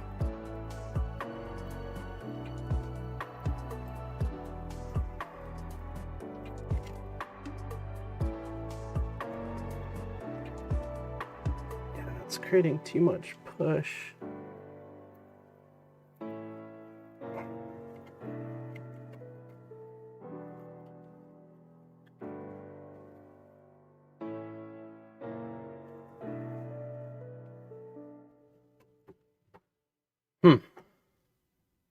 Might have to spend some more time on the wires than I thought.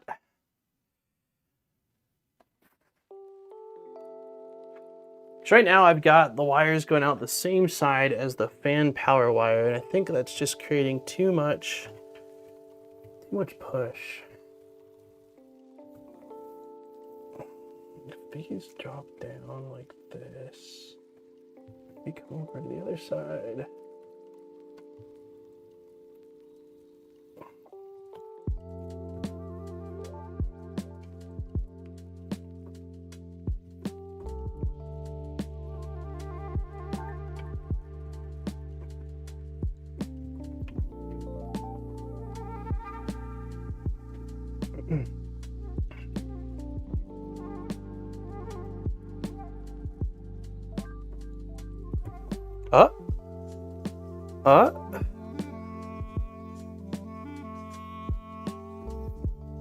I think we got it. I think we got it. I think we got it. All right, let's see. Let's put these 2 side screws in and then power it on. Say a quick prayer to the printer gods that everything is working and nothing is shorted. And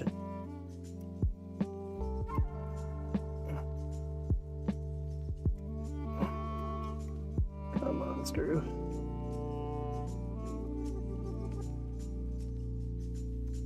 Why are we not going?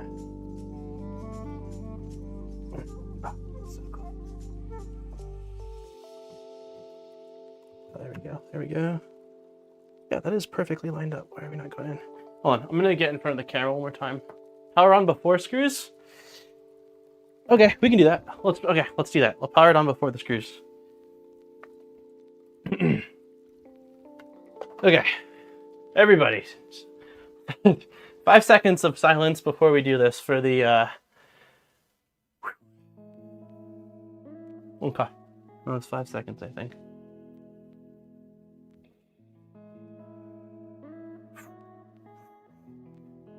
Ooh, do we have ooh? Ooh. All right, I need to turn off. I'll show the logo with the lights off too, or like the LEDs. The LEDs look really good. This'll stop erroring out in a second here. Okay, so let's leave it on. I'm fine with leaving it on while I tighten these screws. I just need.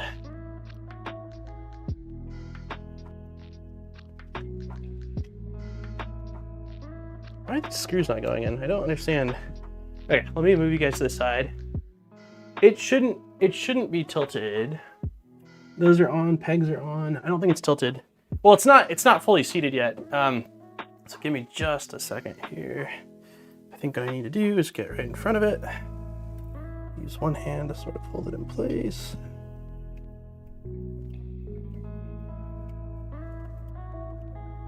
Okay, so are these not the screws that I removed?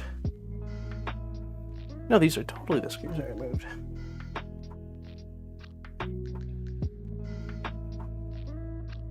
Why are we not going?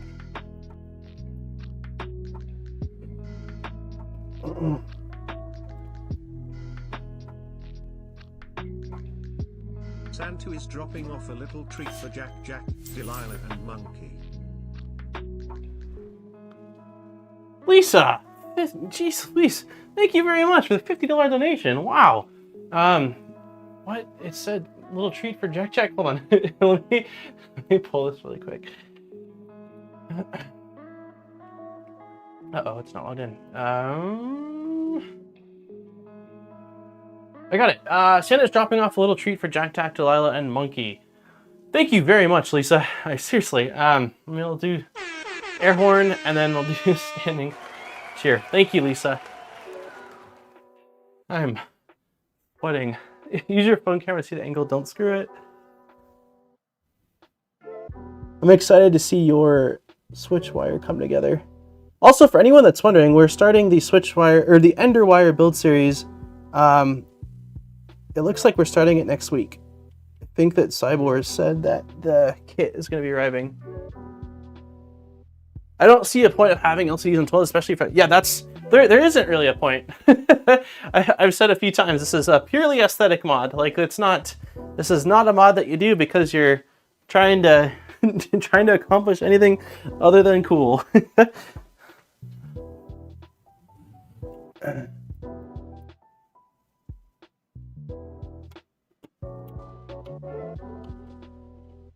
Okay, we are like.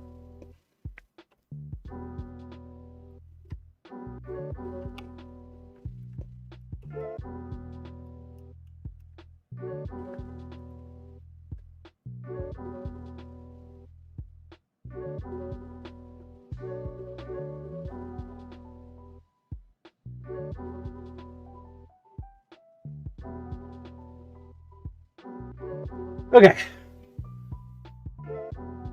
think we're good. Actually, I lied. I'm gonna do I'm going to undo this screw one last time because it looks like it's at an angle, even though it went in really easily. So I don't know that it is at an angle.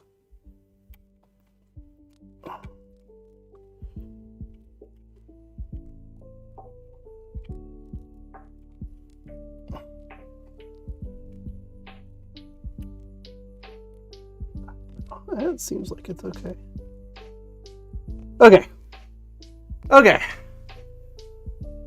Woo! Drawing is in roughly 15 minutes. Okay, so let's take a look at it now. Let's do a few things. I can't believe it's actually together. It looks really good. And that's right, this is the V2, so it does have a touchscreen, so you can do a few things with it. I'm just tightening it. Because it's printed, I definitely don't want to tighten it too hard to split. It's pretty thin. It's pretty thin, the area where it connects to the toolhead. Sweet. Let's throw the glass on top. Counterclockwise until it clicks and seats, then clockwise. Yeah, you're not wrong. To prevent stripping.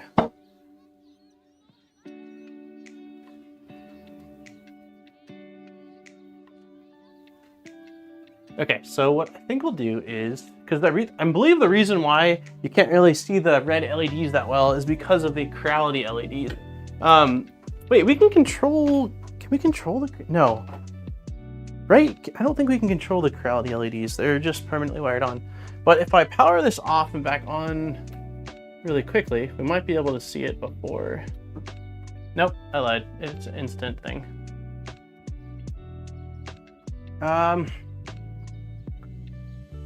There we go. Oh, you can kind of see it a little better like that. It looks good. The red LEDs look good. You can turn, oh, you can, okay.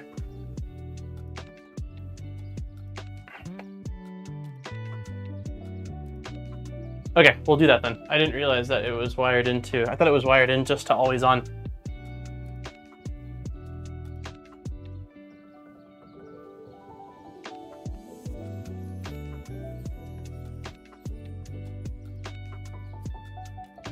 Let me see, LEDs.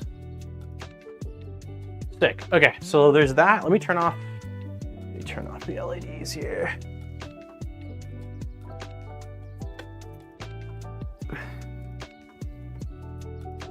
Ooh, there's a warm spot.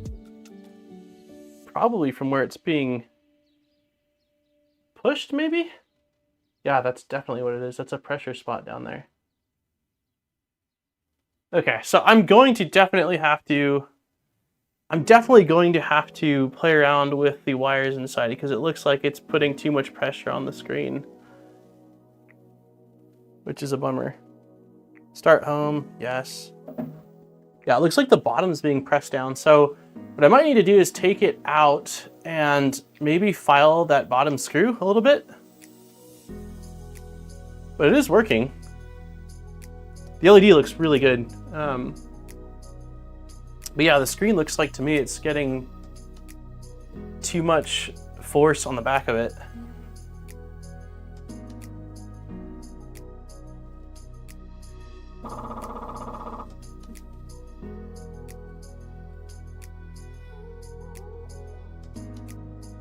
Which is kind of a bummer. The LEDs, I put them in the description, Lisa. They're tiny little PCB LEDs.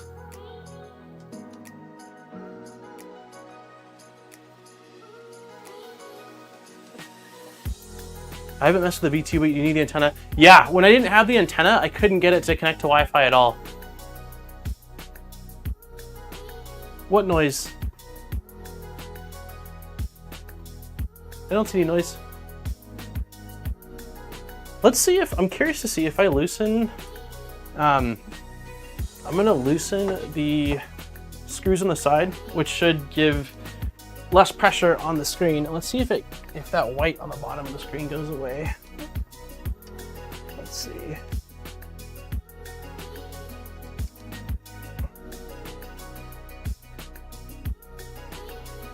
Nothing there. Let's see if we do the other side.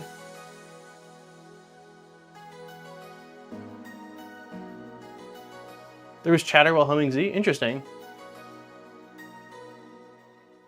Could you contact your Nami software guy and ask if their engine can handle full color GIFs on the new version, or if it's mono still? I'm pretty sure it's mono still. Like, it says chromatic is the option I had to choose for this, but yeah, I can ask.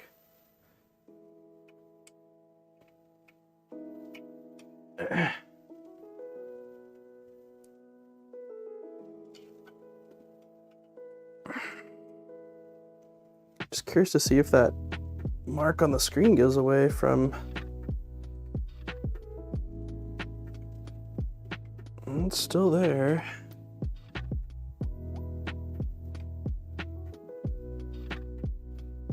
Could it be the fan?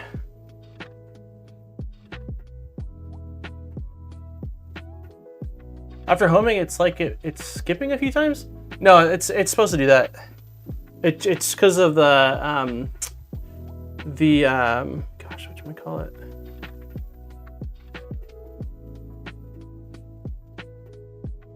Yeah, it's definitely... The screen is not responding to touch. And it looks like that, again, like it's being pushed too hard. So I'm gonna take it apart, remove the fan, and see. When this happened on my V1, it was due to some filament pushing up against the edge of the screen. Situation could be different. Yeah, I think it's the same thing. I think it's just the pressure of the fan on it. So what I'll probably do is take it apart and put it back together with it on as much as I can, so that way I can just make sure like what's happening. And I'll probably end up filing down that bottom screw, but everything seemed to be working. I'm quite happy with the way it looks. I just gotta figure out what's going on with this now.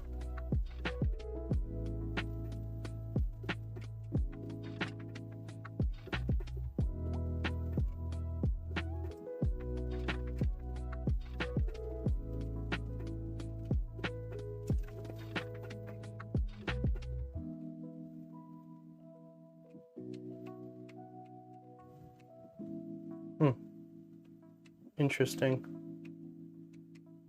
It looks like a hot spot almost down there.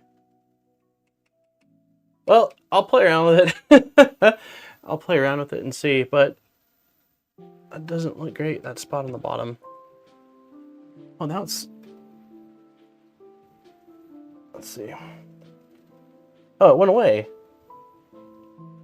Okay, so it went away now.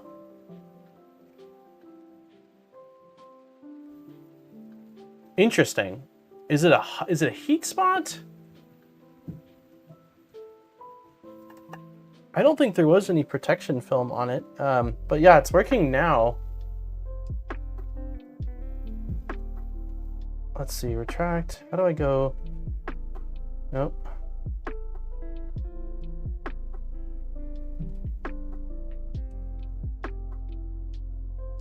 Still see it a little bit down there.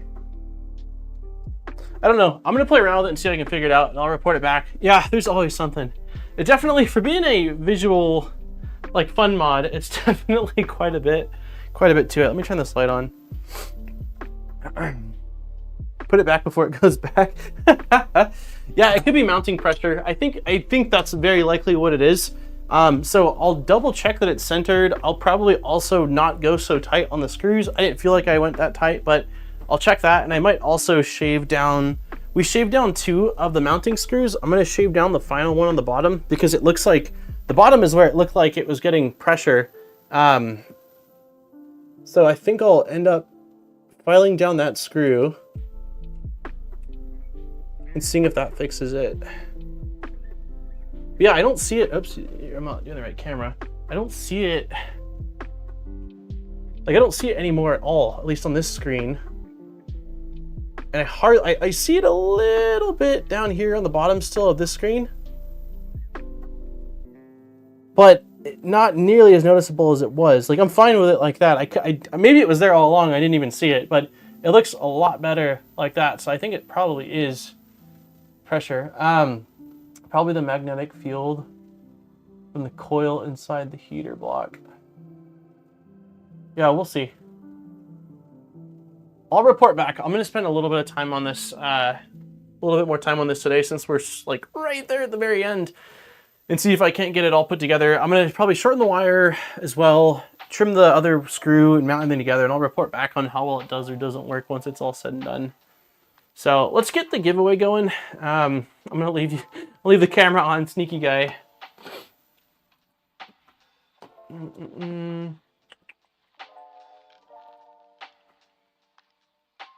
Nice, 188 people. If you have not, smack the like button.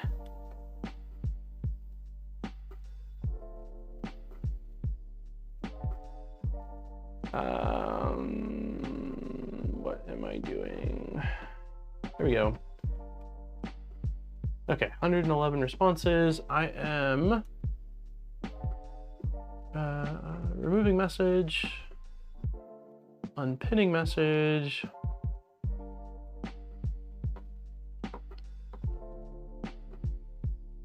Okay, 2 more people snuck in.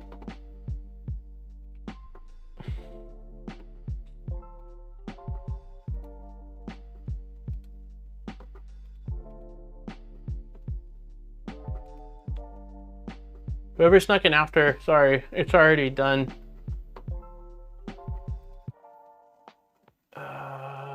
Drive.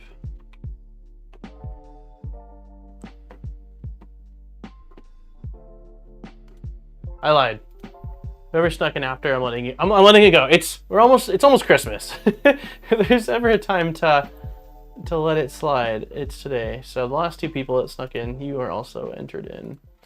Extract, that looks good. Google Drive.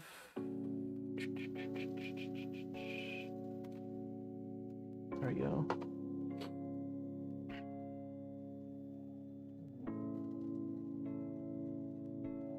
The toolhead looks rad. Like, I'm very happy with the toolhead. Yeah, I don't know.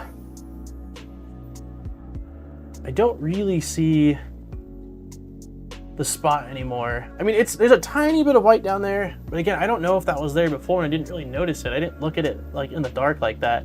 But if I can get it to mount and have it look like this with just like an ever so subtle white that if you don't know it's there, you can't tell, then I'm happy with that. But it was definitely, it was compressed because the touchscreen wasn't working. So if I touch,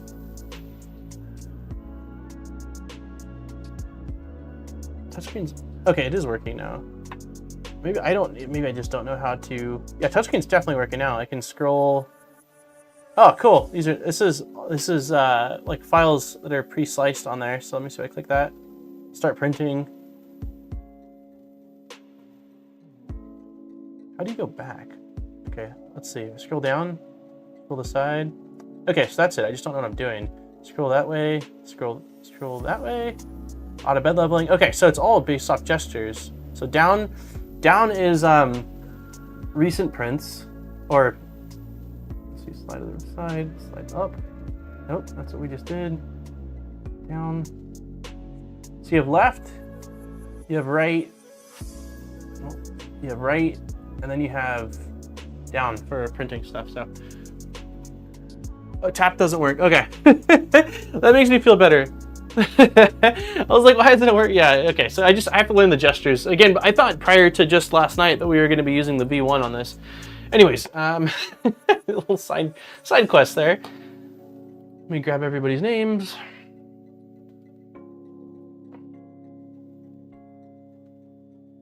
Okay, so there should be 115 people.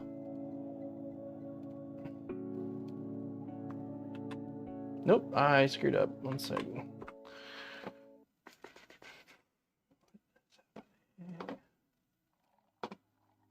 It's been an interesting day with this computer.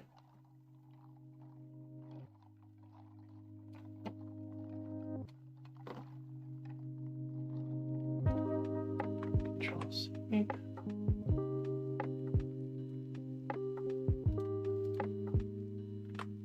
There we go. Okay. I figured out myself was tapping. I'm just so used to like tap does something on touchscreens almost always, whether it's wake it up or something else. So, all right. This is the second to last filament giveaway of the year. for a spool of Polymaker filament shipped anywhere in the world. If you're in the US or Canada and you win, you'll end up getting a gift card. If you're anywhere else, there's a big list of spools you can choose from. Polymaker has been super busy. I know that Nick from Polymaker has been moving, and they're, if you guys didn't see, Sean, 3D Print General, got hired on, so he's getting trained up, I'm sure, on marketing stuff. So I wouldn't be surprised to that combined with the holidays if they're a little bit slow to reply. So please give them some time if you win. Again, it's just busy time of the year.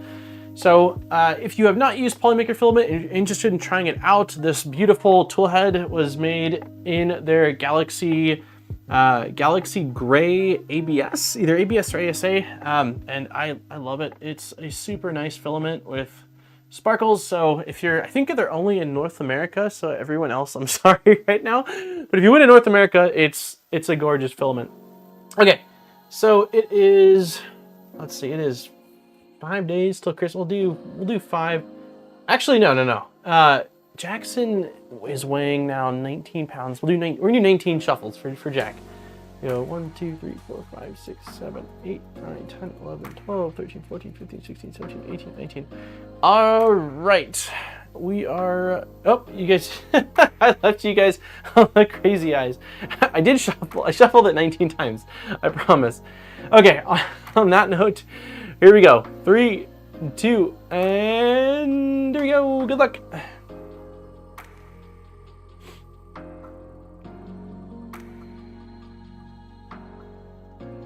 Hey, that's a familiar face. RS Makes, congratulations. You are, let's go here. Let's do air horn. Congratulations, you are our winner, RS. So I will send you an email probably this afternoon with the form and everything you need to fill out, and Polymaker will get you your spool of filament or your gift card wherever you are. And for everybody else, we still have one more giveaway for the year. Next week, I will still be streaming on Wednesday, and it'll likely be, I think it's supposed to show up today, the Underwire kit. And I haven't printed out any of the parts. We decided, where did the colors go? We decided last week that we are doing primary color in Sparkle Teal and accent in the Sparkle Purple. So I don't think I'll have all the parts printed out by Wednesday, but at least I'll try to get the things needed to at least get the frame assembled and some stuff like that. So, okay. Yeah, I think we're gonna call it today. I think we're gonna do a short stream. I have a couple things I wanna do. I'm gonna spend some time on this. So for anybody interested in the updates on this, I will definitely post it in the live stream channel.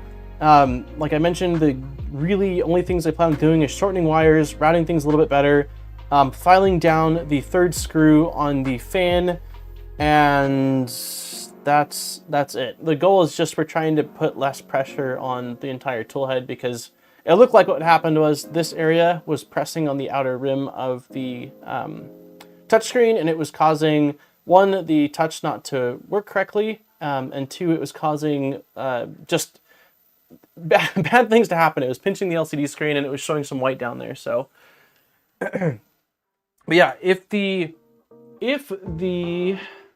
Underwire ends up showing up today or tomorrow, I will get next Wednesday's stream scheduled nice and early.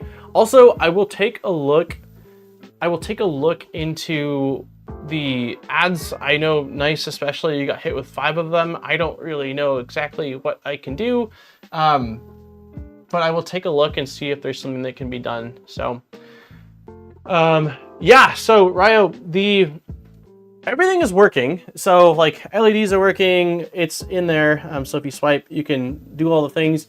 It's just when I closed it all up, it seems like there's too much pressure in the tool head. So wires need to get looked at to see if I can shorten them or route them better. And then I need to file some stuff back as well on the fan to see if maybe the screws are putting more pressure than I thought, or maybe the plastic screws that I installed, maybe I just tightened them too much, or need to shorten them even more so it's not putting too much pressure on there. So I'm going to kind of do things slowly one by one, and I'll report back on what the end result ends up being. So yeah, so that goes that. But thank you everybody for hanging out. Again, sorry for the delay today. I was really bummed out because I felt like we had a clear window to finish this toolhead, which I'm calling it finished because we technically did get to the finish line. I just need to do like some final little tweaks on there, but I was really excited, and all of a sudden the cameras aren't working, and it went from I'm excited to I am super frustrated. So thank you everyone for hanging in there. I know that for some people it is much later or early in the morning, so I appreciate that. But I hope everybody has a wonderful rest of their day. If you're celebrating Christmas or whatever you're celebrating,